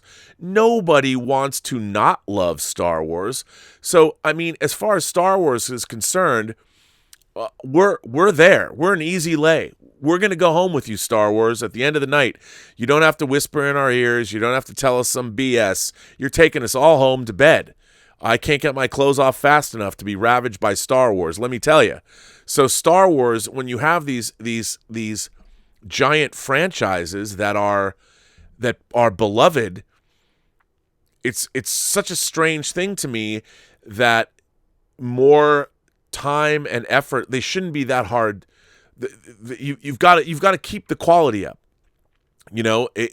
Star Wars, you get in the door with Star Wars, but can you imagine when Star Wars takes you home and turns out to be bad at oral sex, doesn't know how to rock that little man in the boat with a 45-degree upturned tip of the tongue, running at about 80 beats per minute up to 120 and back down. If you wind up with that kind of Star Wars in bed that just disappoints you, then it's truly disappointing. I mean, then it's like, it's the same thing. And it really, you don't want this to occur. You've got to bring your finesse game. Star Wars has got to bring its finesse game because you already have the love. But that kind of love is a fickle mistress. And now what's really interesting about, I find it very fascinating to see what's happening with Star Wars, because on one hand, you have things like Fallen Order, Jedi Fallen Order, that everybody universally loves. You have The Mandalorian, which is beloved, Baby Yoda, all of these things. And then on the other side of it, you have the now prequel trilogy that fans are going to be screaming out for the end of time about how it was a disappointment. And the real question is, though, there's the Star Wars triangle of these three things. And you have to ask yourself, Star Wars isn't dead. People's love for Star Wars hasn't gone anywhere, judging by the response to Jedi Fallen Order, which, yes, is a video game. And yes, it's set after Order 66 in the wake of Revenge of the Sith. But people love it. The Mandalorian takes place after Return of the Jedi. People love that. And why is it that people don't love this prequel trilogy? You can argue, like, I like The Last Jedi, but I do. I don't think it's perfect, but I will also admit, given a choice, that's not really the Star Wars story that anybody wanted to see. I'm all for subverting expectations, but this prequel trilogy I thought was deeply flawed from the get-go, because if you're bringing back Han Solo, Princess Leia, and Luke Skywalker, R2, 3PO, and Chewbacca, how do you not put them in a movie together? I mean, we've seen them. They're a team. They work together as a team. You might see they might be off on, Luke might be with Vader and the Emperor, and they might be down on Endor trying to destroy the shield generator, but they're a team working for a common goal. And they didn't do that. Ultimately, you have to say to yourself, I get it. You want to introduce new properties. Everybody's going to go to Star Wars until we've been so disillusioned. But the thing is, we're not. You know, the fans, you've got Jedi Fallen Order on one hand, you got The Mandalorian. People can't wait for The Mandalorian. There's going to be an Obi-Wan Kenobi series directed by Deborah Chow. People are like, I'm into that. So, you know, these franchises, whether they're good or not, I think within Star Wars, there is good Star Wars, there's great Star Wars, and there's not so great Star Wars. And we now are seeing there's a triangle of Star Wars right now that we're looking at, and you have to ask yourself, what is good about it? What isn't good about it? Why? I mean, these franchises, when they become part of our pop culture or even our unconscious selves, I mean, people are going to go. They're going to go whether the movies are good or bad. Now, you'll make a lot more money. Look at Star Trek. The Kelvin movies did not make nearly as much money as everybody thought they were going to make.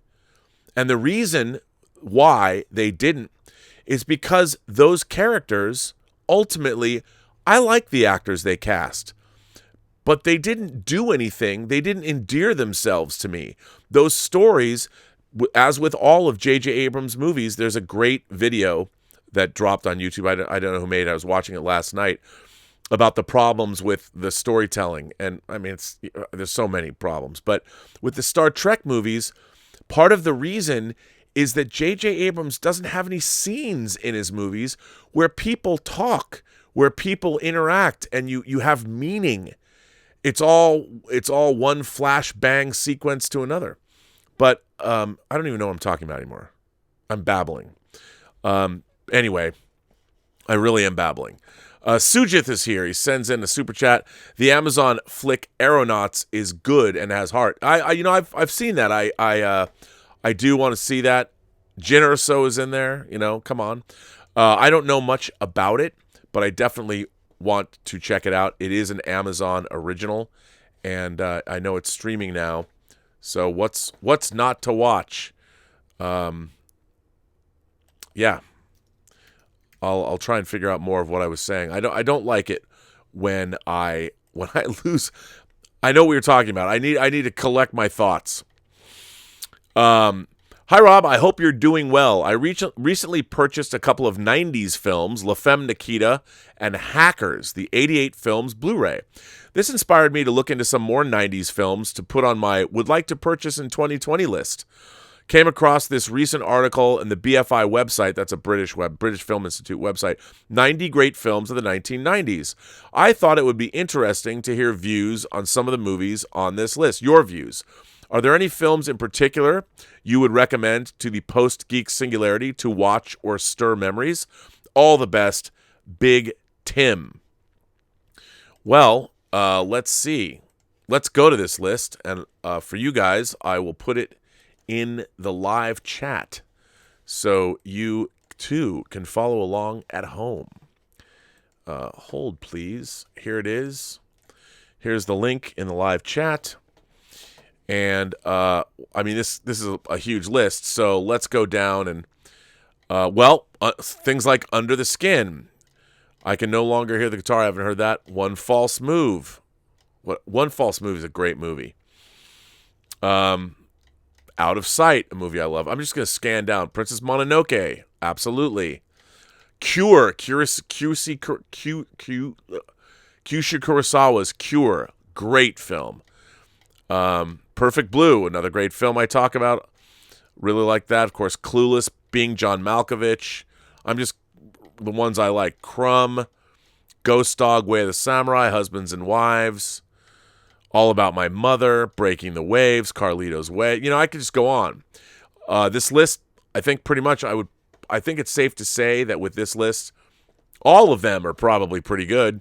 Having lived through the 90s, I saw a lot of Paris is Burning. I mean, My Own Private Idaho, I own Sonatine, I own a lot of these. Showgirls, come on, you got to see Showgirls. Yeah, I mean, this is a good list. All of them stir memories for the most part. It would be hard to delve into even one. But yeah, there were so many great movies. You go through a decade, how many there's great movies in every decade. And I think I would be more interested in what you think on this list. What do you think? What movies? And by the way, what did you think of Hackers and La Femme Nikita? Had you not seen them yet? I'm a huge fan of La Femme Nikita. Of course, Luc Besson's La Femme Nikita and Leon, or as we know it, The Professional, but it was released as Leon around the rest of the world. I think La Femme Nikita, and or just Nikita, and The Professional are two great movies. But yeah, I mean, I didn't look at this list before the show, which Mike Bodden actually recommended I do, but I didn't. There's a great letter. That's a great list. Now this is a letter that I have been wanting to read. Mark C., our self-described toxic fan, Mark Chure, has written a response to Willow Yang about Man of Steel, the never-ending debate. This one is addressed to both myself and Willow, not to the rest of the PGS, but I'm going to read it anyway. Dear Rob and Willow, I want to thank Miss Yang for her review of Man of Steel. As someone who isn't a super maniac, it's the first review I've read that allows me to see the film from a different point of view. From this perspective, she poses questions about the film and is curious as to why some have a dislike for it. As one who dislikes the film, I thought I'd answer. First, let's tackle the entire premise. Man of Steel gave as realistic a look at the character as possible. This part is basically true. But does this betray the creation of the character? Since September 11th, 2001, we've lived in a cynical world. Even in 2013, we were seeing a government more divided than ever. On screen, we had just been given the deconstruction of the superhero with Watchmen. In comic books, it's been happening for years and getting worse. Belief in a higher power, or more importantly, the morality most religions instill, are not being absorbed by people. Too many look at their own flaws and instead of seeing this as a place to better ourselves, accept them as part of their character and get angry when we point them out. Superman was created as a hopeful outlet by two Jewish kids in Cleveland who were picked on in their neighborhoods. Outside of Jesus Christ, I can think of no other person, real or fictional, that acts as a beacon of hope more than Superman. So, in a time when humanity could use a beacon of hope, even a fictional one, this film, with its realistic overtones, dreary color palette, and xenophobia, crushes that all too well. While it may sound silly for a film to accomplish this, back in 1977 and 78, I saw movies do just that. You see, the 1-2 punch of Star Wars and Superman the movie took a cynical nation divided over the Vietnam War and allowed a nation to come together and smile for perhaps the first time since Kennedy's assassination. Man of Steel, on the other hand, might be ground zero for dividing fandom. In fact, this plus a cynical Luke Skywalker was the 1-2 punch that made many fans like me say, enough! Our heroes don't all need feet of clay. As to what if Clark gets mad or sneezes? Imagine the awkwardness of learning to deal with those powers. The film deals with it emotionally, but not physically. Do we have to be told not to handle a baby in a similar manner as an adult? No. Instinctively, we know how to be gentle. Now imagine being Clark growing up, adapting to his surroundings as it would be like living in a world made of cardboard. He would adapt and handle himself just as we do. Clark losing control is mostly a non-issue. Now, on to the Kents. Here, I somewhat agree with you. True parents would do their best to hide their child's powers in an effort to protect him from the outside world. But when not dealing with the outside world, most parents, with a super child or not, teach their children to value and respect human life. What I take issue with is the scolding Clark and not showing any pride that he saved lives. If you wish to grow a selfish person using his powers for personal wants and needs, then congrats, you're well on your way. As for the destruction, For some, despite being over a decade since September 11th, many of us still remember watching 2,500 men and women either burn to death, jump to their death, or go down with the buildings, crushing them under tons of concrete. I don't think the Superman Zod fight is the issue.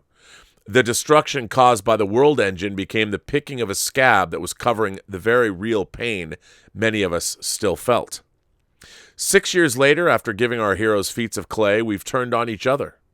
Finding the smallest personality flaws, looking for any reason to put each other on trial in the court of public opinion, the pain of 9/11 seems very far away now. Where we absolutely agree is with Henry Cavill. I truly hope he gets one more shot at being Superman in what I hope will be a fitting portrayal.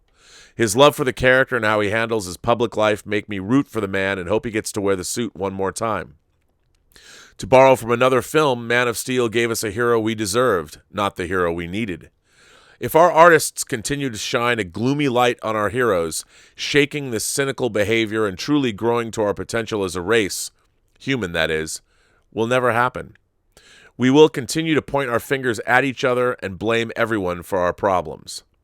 Perhaps, if we let our heroes be the beacon of light they were intended to be, we came to believe in something bigger than our neuroses and grow as a society. So that, m'lady, is why many fans of the character turn their nose up at this film. Regards, Mark C. P.S. Writing this, I feel I can give you a bit of perspective on toxic fandom. We don't see the negativity as toxic. We see the cynical world as toxic as we push back against it to hold on to our heroes.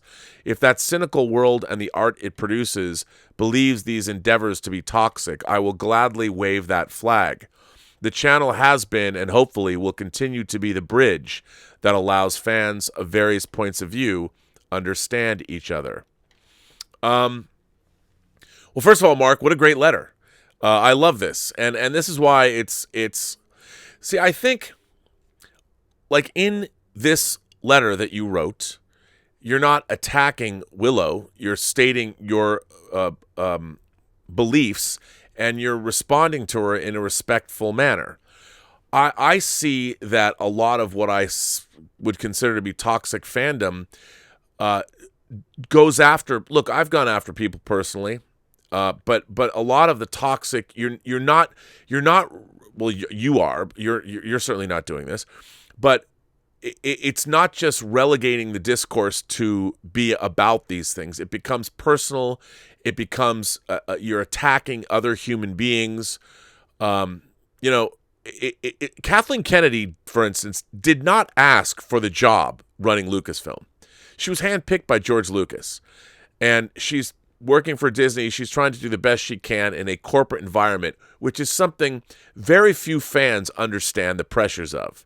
So what I try and do here is, while yes, I do have my moments when I go off on people, I am not a fan of J.J. Abrams as a creator, and I'm certainly not a fan of the because I honestly I don't think J.J. Abrams is doing the work. I don't think he's doing the work, and I think that ultimately, and when I say he's not doing the work, I'm like, take the time. If you're being handed the keys to the kingdom, which he has been with two of my favorite franchises, there is a lot of work that goes along with that, and I feel that we as fans are not being given our due because we've done the work.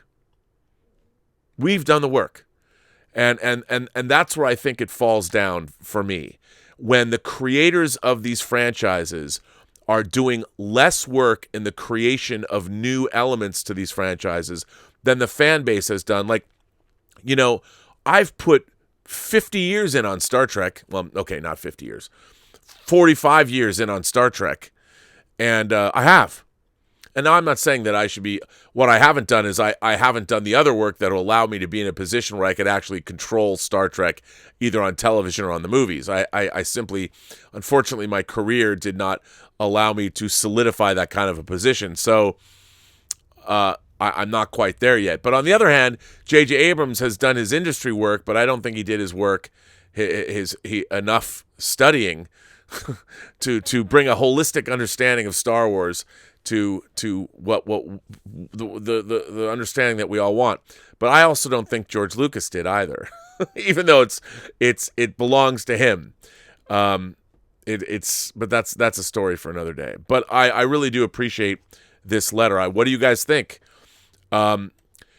See, I've never believed. The only thing that I would say to you, Mark, is that I have really enjoyed over the years different creators' takes on Superman.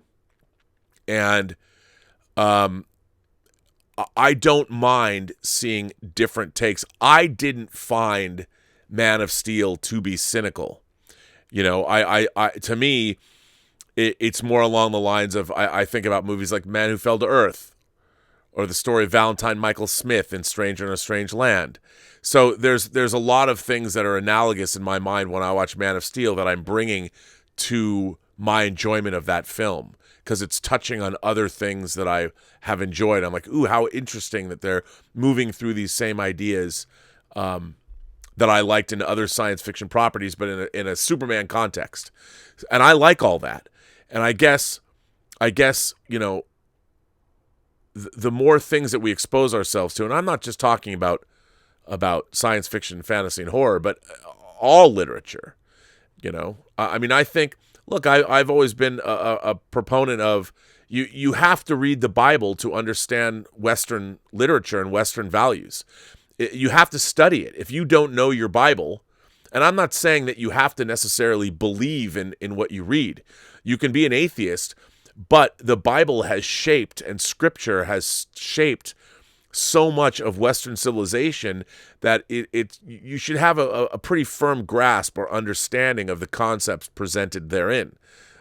So you can have an understanding of our culture. Now, I'm not telling anybody they should believe necessarily in what I'm not saying that. I'm saying that you have to have an understanding of Scripture to understand where our culture came from and how it's developed over the last 2,000 years. And the more you know, the better off you are, and the better your perspective is. And that's why I think one of my frustrations with modern fandom, and certainly modern science fiction, is I feel that look, anybody that's read there's modern science fiction, you can't not, if you're writing science fiction today, which is inherently a sort of a literary genre, you can't not you have to, if you're going to make science fiction today, you have to read science fiction. You have to have an understanding of the concepts in science fiction. Otherwise, all you're going to do is get recycled versions of already recycled concepts like we wind up seeing in Discovery. These half-baked time travel concepts, these half-baked AI concepts that were they might have been new 30 or 40 years ago, but you're not doing anything worthy of the name Star Trek by showing us visions of concepts that might have worked 30 or 40 years ago. The AI, the whole thing with Control and Section 31 and all that, I'm like, what am I watching? Have you not been paying attention to anything that's happened in the last 30 years? That's when I get angry. And with Man of Steel, I when I watched it, I was like, okay, this is an interesting take on the character. Now, I looked at it. I've loved Superman. I agree with everything you said, Mark. But I also think that that a new vision of it can always be worthwhile. It's not like Superman was a more realistic portrayal of Superman living in our post 9/11 world. I don't necessarily think is inherently cynical. But when we do live in that world, it's interesting to see how does a character like Superman function. And I don't know. I thought I liked it. But what a great letter. I want to thank you for writing this letter. Again, I really enjoyed getting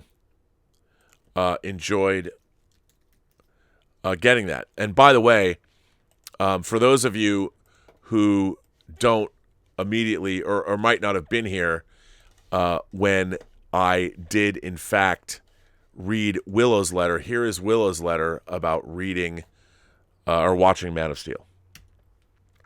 There you go, putting that in the live chat. So you have a link to Willow's original letter. But again, Mark, you know, it's funny, you call yourself a toxic fan, but you always prove yourself with your letters and the contributions you make to the channel as being a great fan. And I think that is terrific, and I always look forward to your letters. So thank you for that. Thank you very, very much. I don't know. Let's see if anyone has been. I don't know. I haven't been looking. I've been caught up. No, we're good. Although Arvin M. just subscribed to this channel. So Arvin, thank you for subscribing. I very much appreciate that. Hey, I got a letter from Jeffrey Mao, our man Jeffrey Mao. How you doing, Jeffrey? Love letters from Jeffrey Mao.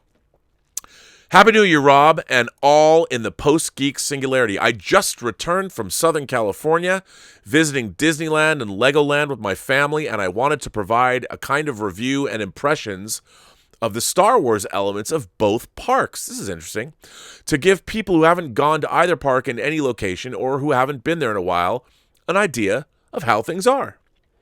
Needless to say, this review will not be in any way comprehensive, as there are plenty of YouTube channels, blogs, Twitter accounts, and the like that detail daily changes and updates to the Disney properties, and also Star Wars Galaxy's Edge in particular. This is merely my impressions hauling around my family during a very crowded Christmas time. Our first day at Disneyland was Monday, December 23rd, and it was a bit of a mess. As we were standing in line to get through security, it was raining hard and sideways, which was unexpected for Southern California. We pretty much walked around, got into It's a Small World, and then left around midday. Yeesh, that's an expensive day. The next day we went was on Christmas Day, and it was much more mobbed than on Monday. We got into the Jungle Cruise early, as I think it was closed on Monday due to the rain, and then we made our way to Galaxy's Edge. The Rise of the Resistance ride obviously wasn't open yet, so I looked around the main entrance to it. We took some pictures with the X-Wing and the A-Wing outside of it. I could see part of the structure of the ride through the foliage. I couldn't tell if it was a ship or a building, but it was interesting to see. And I guess the next time we're at a Disney park, we'll partake in the ride. We made our way in Galaxy's Edge proper, and the few things I noticed was that it really doesn't give you any indication that this was a specific planet named Batuu, nor that the setting was meant to really immerse you in a real Star Wars world. It was very similar to the other Disneyland lands in that there was a shared aesthetic design to the storefronts and the scenery, but that was about it. I only did notice anyone appearing to participate in the role-play aspects of Galaxy's Edge, where you could play a part in the proceedings, take a job with either the First Order or the Resistance. Now, we didn't spend a lot of time there, so maybe I missed something, but there clearly didn't appear to be any effort to emphasize that as an important part of enjoying Galaxy's Edge. In some ways, I'm kind of glad that the role-play thing appears to have been de-emphasized, as I don't think it would have worked out really well to begin with. Most people are probably like us, strolling through the whole park and just wanting to see what the place looked like. The Millennium Falcon Smuggler's Run ride was mobbed all the time with wait times of 75 minutes. Since you couldn't use FastPass on it, you just had to line up. Since my wife and daughter are not into Star Wars that much, I couldn't reasonably rely on them to be a pilot or a gunner, and it wasn't that my son would have the patience for it either, so we skipped it. Maybe we'll get it on the future. The same as with the Rise of the Resistance. My son ended up getting a toy Wardum, which is that toad-looking creature which sits outside of Jabba's palace. That's cool. The Build-A-Droid place was interesting, but I did not go into the build up the lightsaber place. We also got blue milk and green milk, and both tasted pretty weird, but the green was weirder. If I had to make a choice, I'd go with the blue. The next day, we went to Legoland, which was a nice drive down in terms of Star Wars stuff. There was the area in Miniland USA dedicated to Star Wars Lego. Lego pieces were used to construct scenes from all of the episodic Star Wars films through The Force Awakens. If memory serves, the scenes were in episode order. The climactic Naboo battle between the Gungans and the Trade Federation with a nice bit of Theed in the background. The OPC killer chasing the Gungan bongo ship. The Battle of Geonosis and the Arena Battle. The Kashyyyk Battle. The duel on Mustafar. The Death Star. The Trench Run. Mos Eisley along with Docking Bay 94. The Battle of Hoth. The Throne Room fight. And the Star Destroyer graveyard on Jakku. It's at least one scene from every film, but I might have forgotten a scene or two. They also had individual characters created with Lego pieces, including a full-size Chewbacca. The next day was Saturday, our last day at Disneyland. I decided that we had to get on Star Tours, so we made it through the mob of security and ticket check-in and booked over to Star Tours, and thankfully the line was short at that point. I decided that I was really going to use FastPass this time, and I booked the Indiana Jones ride. However, my daughter was too short for the ride, as I later discovered, so I canceled that and got into the Haunted Mansion, which for the holidays had been done up with a Nightmare Before Christmas theme. I hadn't been on Star Tours since the 80s at Disney World, when the Captain EO attraction was next door. Yes, that's how long. The basic structure was unchanged. C-3PO and R2 have a humorous dialogue as they prepare for the ship and the passengers. The ship takes off before the captain and the hapless C-3PO gets R2 to pilot the ship. The actual content was all new and updated to the Rise of Skywalker. The ship gets a call from Lando about joining the battle at Exegol and then jumps into hyperspace, right into it, and takes action, shooting down a Star Destroyer or two. Needless to say, that was entertaining, but nothing new. After lunch with some time to kill, we wandered over to the Star Wars launch bay, which was a little more of an exhibition-type area where they had a lot of Star Wars models and memorabilia and displays for sale. We got a picture with Boba Fett. I should have asked him if if he was in The Mandalorian. It looked like there was a line to get a picture with Darth Vader, but my son wasn't interested. Instead, we got a picture with the life-size Vader costume that was on sale at the store. It was awfully pricey for something that wasn't completely realistic. In fact, it was kind of cartoony looking and not in a good way. If I'm paying that much for a Vader costume, it better be 100% accurate. Well, those are my thoughts on Disneyland, and I look forward to hearing your thoughts. Jeff. Well, Jeff, I'm a big Disneyland fan. I've been going there since I was a kid. My parents first brought me down. I think I went to Disneyland for the first time in like 76. I like it. I think Disneyland, like anything else, is what you take in there with you. It's your attitude. There's an interesting video about some people that were cosplaying that I don't know the name of this video, but I saw it on YouTube.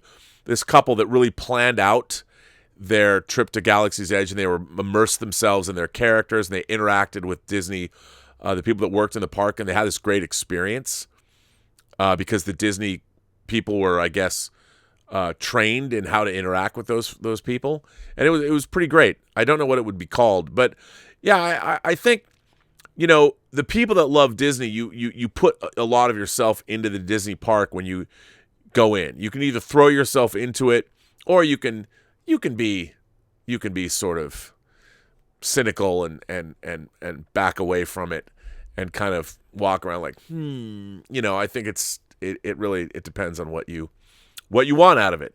But I do like Disney.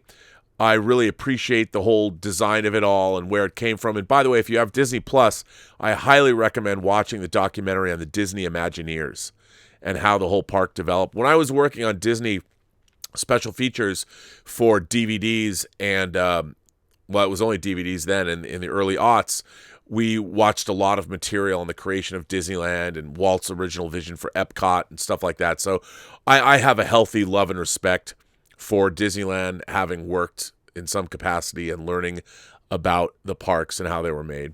So it's always a good time. But I think one of the real problems is because it's so crowded, it's just hard to enjoy when you go down there. I mean, I like going down midweek or something. Elizabeth loves Disneyland. She's always like, I want to go to Disneyland. But yeah, I'm glad you guys, it seemed like you had a good time though. You had fun. This is a letter. This is interesting. This next one. This letter comes from Nick Gadmond. I don't think Nick Gadmond's written to me before. But this is a letter from him.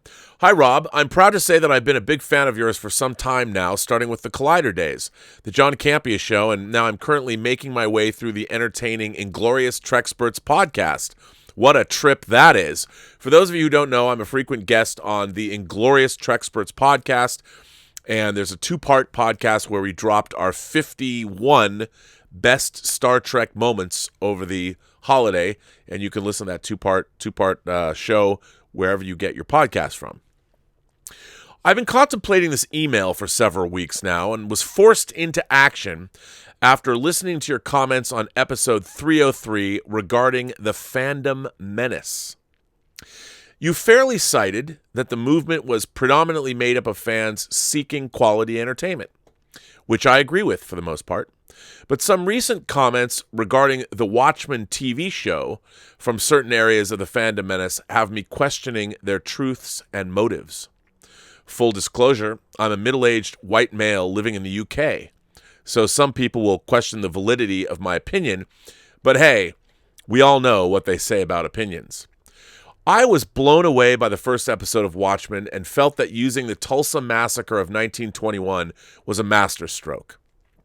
Given that the original book was all about the Cold War and the fear of impending nuclear war, the zeitgeist of the time it was set, I felt the current U.S. racial tension was the perfect analog for a sequel set in 2019.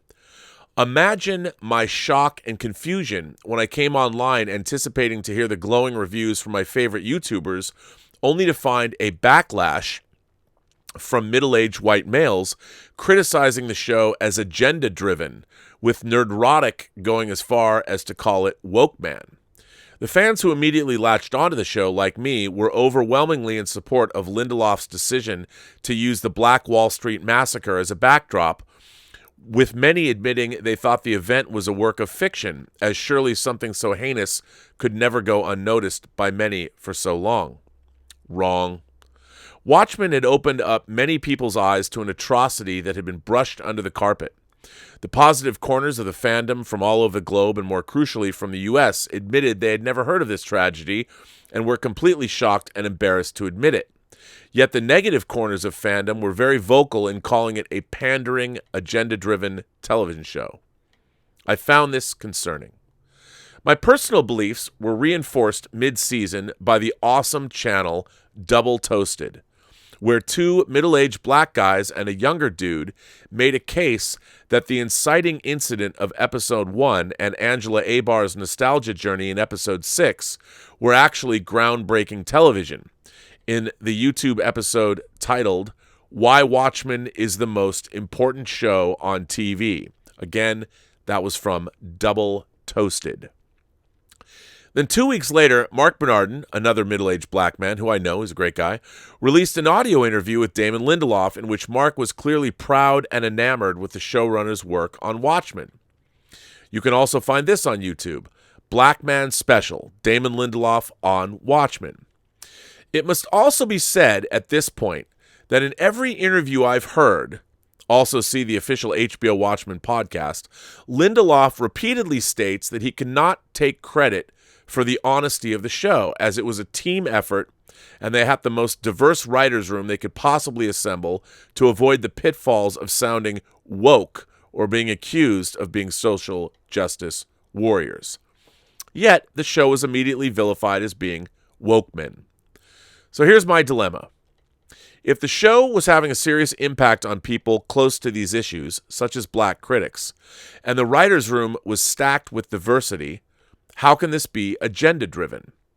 How do we distinguish the honesty of those championing anti-agenda when they clearly have their very own agendas driven by insensitivity masquerading as the people championing quality entertainment? Many of these fans claim not to be misogynist or racist and will vehemently defend their right of opinion. And I get that. I really do. From my perspective, this example has smoked a lot of people out for what they really are and where their true feelings are coming from. And that place must be one of pure ignorance, because the evidence I have presented here demonstrates that they really don't speak for the black community at all, so I can only assume they speak for young to middle-aged white people. If certain middle-aged white male YouTubers are so screamingly inaccurate about the impact of Watchmen on a black audience, how can I trust anything they say about representing the female audience? I can understand the fandom menace's criticism of the modern Skywalker trilogy, specifically Rey's ridiculous force powers, but the next time I hear the phrase Mary Sue, agenda-driven, or Kathleen Kennedy in that regard, from middle-aged white dudes who think Watchmen is woke, my eyes will roll and I will continue to dislike and unsubscribe from these channels. What is really tragic for me is that in fandom, we cite recent milestones of television as being the cornerstone of our culture. The Sopranos, The Wire, Battlestar Galactica, Breaking Bad. All of these are shows that walk the line. All of these shows celebrate duality and non-binary characters. And all of these shows celebrate and revel in the gray areas. So why is the fandom so defensive, divisive, and black and white 15 years on? Have we learned nothing from our own culture? P.S. Now that's off my chest, excuse me while I go celebrate my birthday in style on December 30th by watching the best Star Trek movie of them all, the motion picture on the director's cut for the first time. That would be the director's edition. Neil Gaiman, a.k.a. Agent Black. Well, Neil, what a great letter. I'm still thinking about Watchmen, and I want to watch it through again. But I was primed to hate Watchmen, to be honest. And I thought what the direction, I love the Watchmen comic. I've read it so many times. I've got multiple copies of it. I have my absolute edition of it right down there. I love the Watchmen. So I was vehemently against this show. I didn't want to watch it. And Damon Lindelof, not one of my favorite creators at all. And I have to say, after watching all of the Watchmen, I come away from the show with incredibly mixed emotions. And there's a lot about it that I don't think I really understand from a storytelling perspective. And I want to read. I'm gonna read something. Josh Olson is a friend of mine. He wrote The History of Violence, and he wrote a post on Watchmen, and I've been thinking a lot about it because I felt. Let me see if I can find this. I felt that Watchmen didn't. I found it. Okay. I think the Watchmen TV series ultimately, while I liked a lot of it, is kind of a mess. And for me, I thought some of it was incredible television. Episode 6, where Angela is going through her nostalgia trip, is one of the greatest television episodes I've seen in a very long time. But I'm going to read this piece. It was in reference to a piece on the rise of Skywalker, but I'm not going to read the whole thing, but I want to read the relevant parts. So this is Josh Olson writing about Watchmen. I think Damon Lindelof writes the same way, although from a slightly more adult perspective. He was talking about as opposed to J.J. Abrams. I caught the gag these guys were working about 7 episodes into Lost and stopped watching. What's described in this fantastic piece goes to what I found so crushingly boring about Watchmen 2, but not why I found it so hateful. What I hated about Watchmen was the way it wrapped its dopey story in the flag of seriousness and racial stuff without ever actually integrating any of the subjects it dealt with. Simple stuff. A bunch of cops got killed one time, so now all cops wear masks and hide their identities? Setting aside the absurdity of that response at a time when lack of police accountability is literally killing young black men in the streets, who thinks it's a good idea to lionize cops with even less accountability? You can embrace fascism or you can condemn racism. You can't do both. Or awful character stuff, like the main character finding out a man she's been through everything with. A man who's been family to her for years turns out to be a closet Klansman. Angela Abar's boss, Don Johnson. Not one single moment is given to the emotions that revelation would elicit in anyone, especially after the powerful feelings brought up by his murder.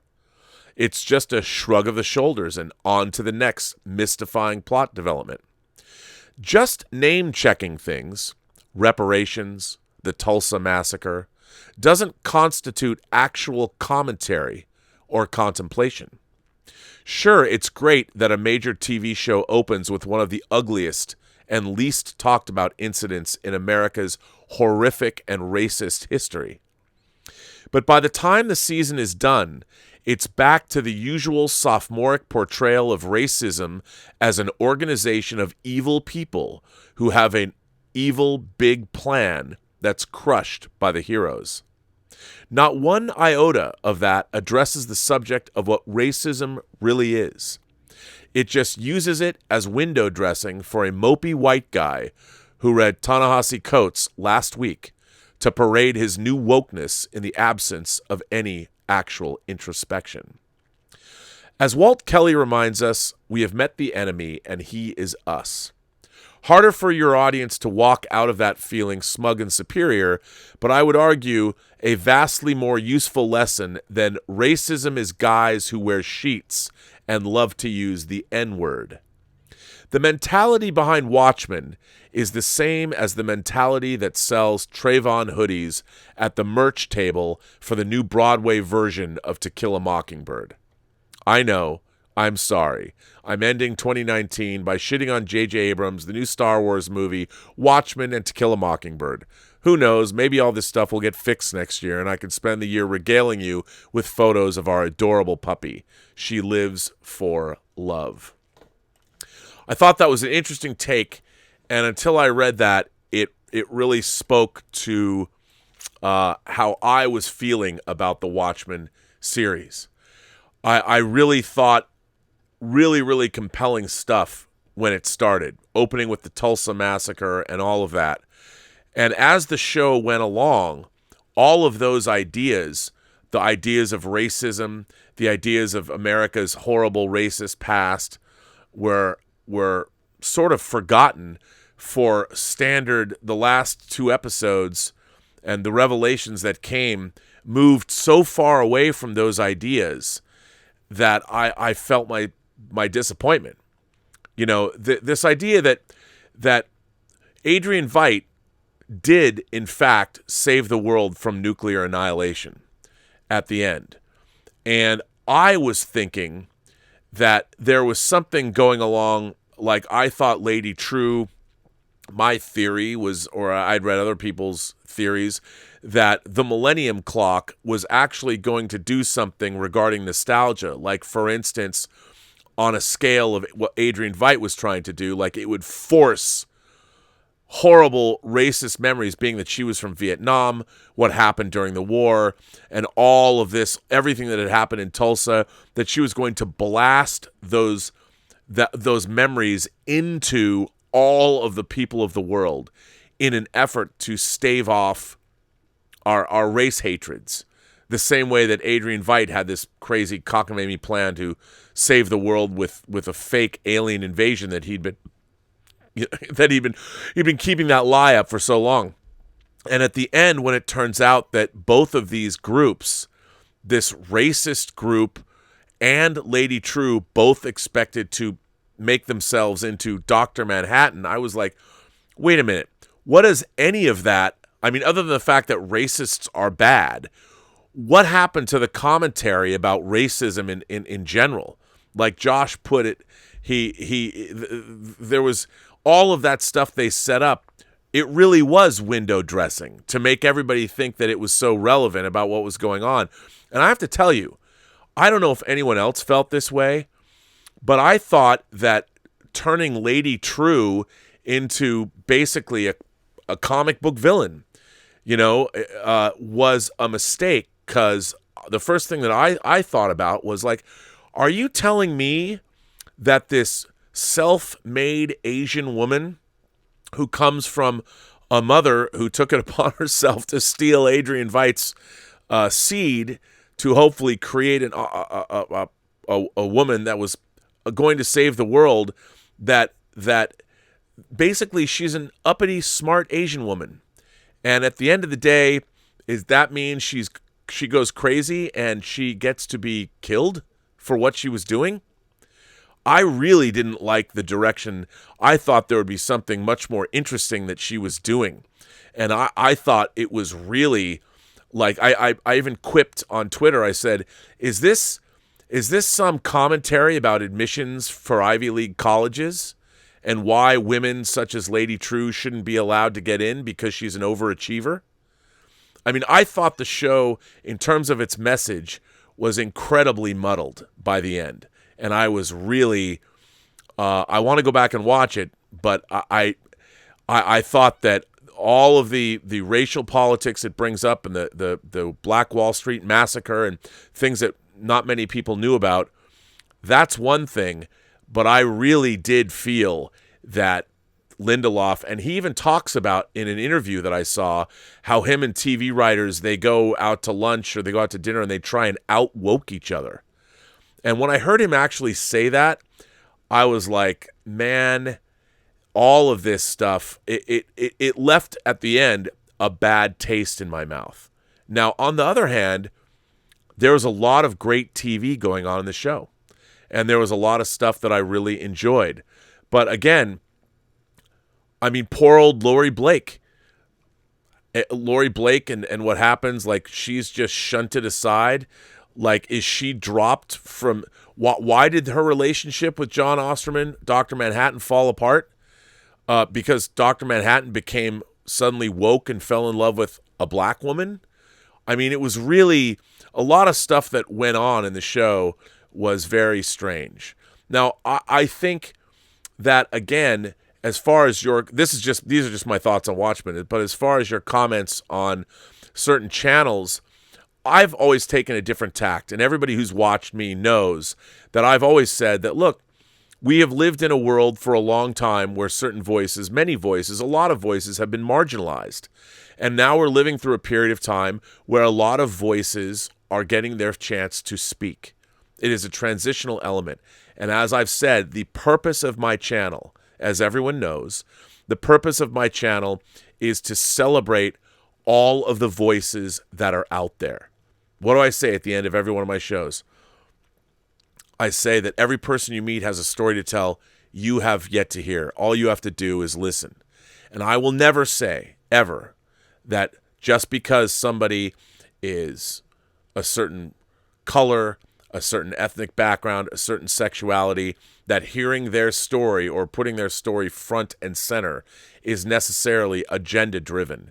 It's not. Because a lot of people that didn't have a voice, getting them to speak is what we need. And it's not. Our agenda should be allow everyone to speak. Do not squelch freedom of speech. Do not tell others that they cannot speak or they cannot share their experiences. We need everybody to step up. We need everybody to share their collective experience of what things are like. Otherwise, we're never going to understand one another. And this idea that, look, I also don't think one oppression should be traded for another. You can't, in allowing others to have their voice, you can't then stop other people. You can't say, well, you've had your turn, so you don't get to speak anymore. That's wrong, too. What we should all be doing is speaking up together. But as far as these channels go, like the Fandom Menace, and I said, Andre from Midnight's Edge did a really nice piece about Dune, and he said, I haven't heard anything bad about it. In fact, just the opposite. And I was like, great, so let's move into this, now that Thrones is behind us, now that The Rise of Skywalker is behind us, why not look forward to all of the interesting stuff that we're getting, the stuff that's in front of us? WandaVision, Falcon and Winter Soldier.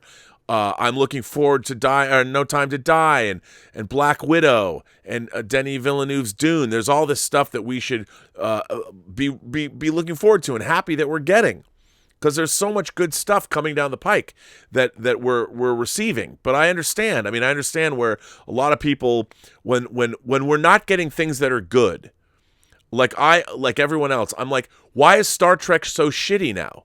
Why is it so shitty? You people are being paid a lot of money. Why don't you go back and learn what you're fucking writing? And I feel that way about everything that turns out to not be great. And I think that's a frustration that, like, I don't dwell on it because I try and look at there's so much. I'm surrounded, I haven't done this. Let me cut to my wide shot. I am surrounded by so much stuff that I love. Yes,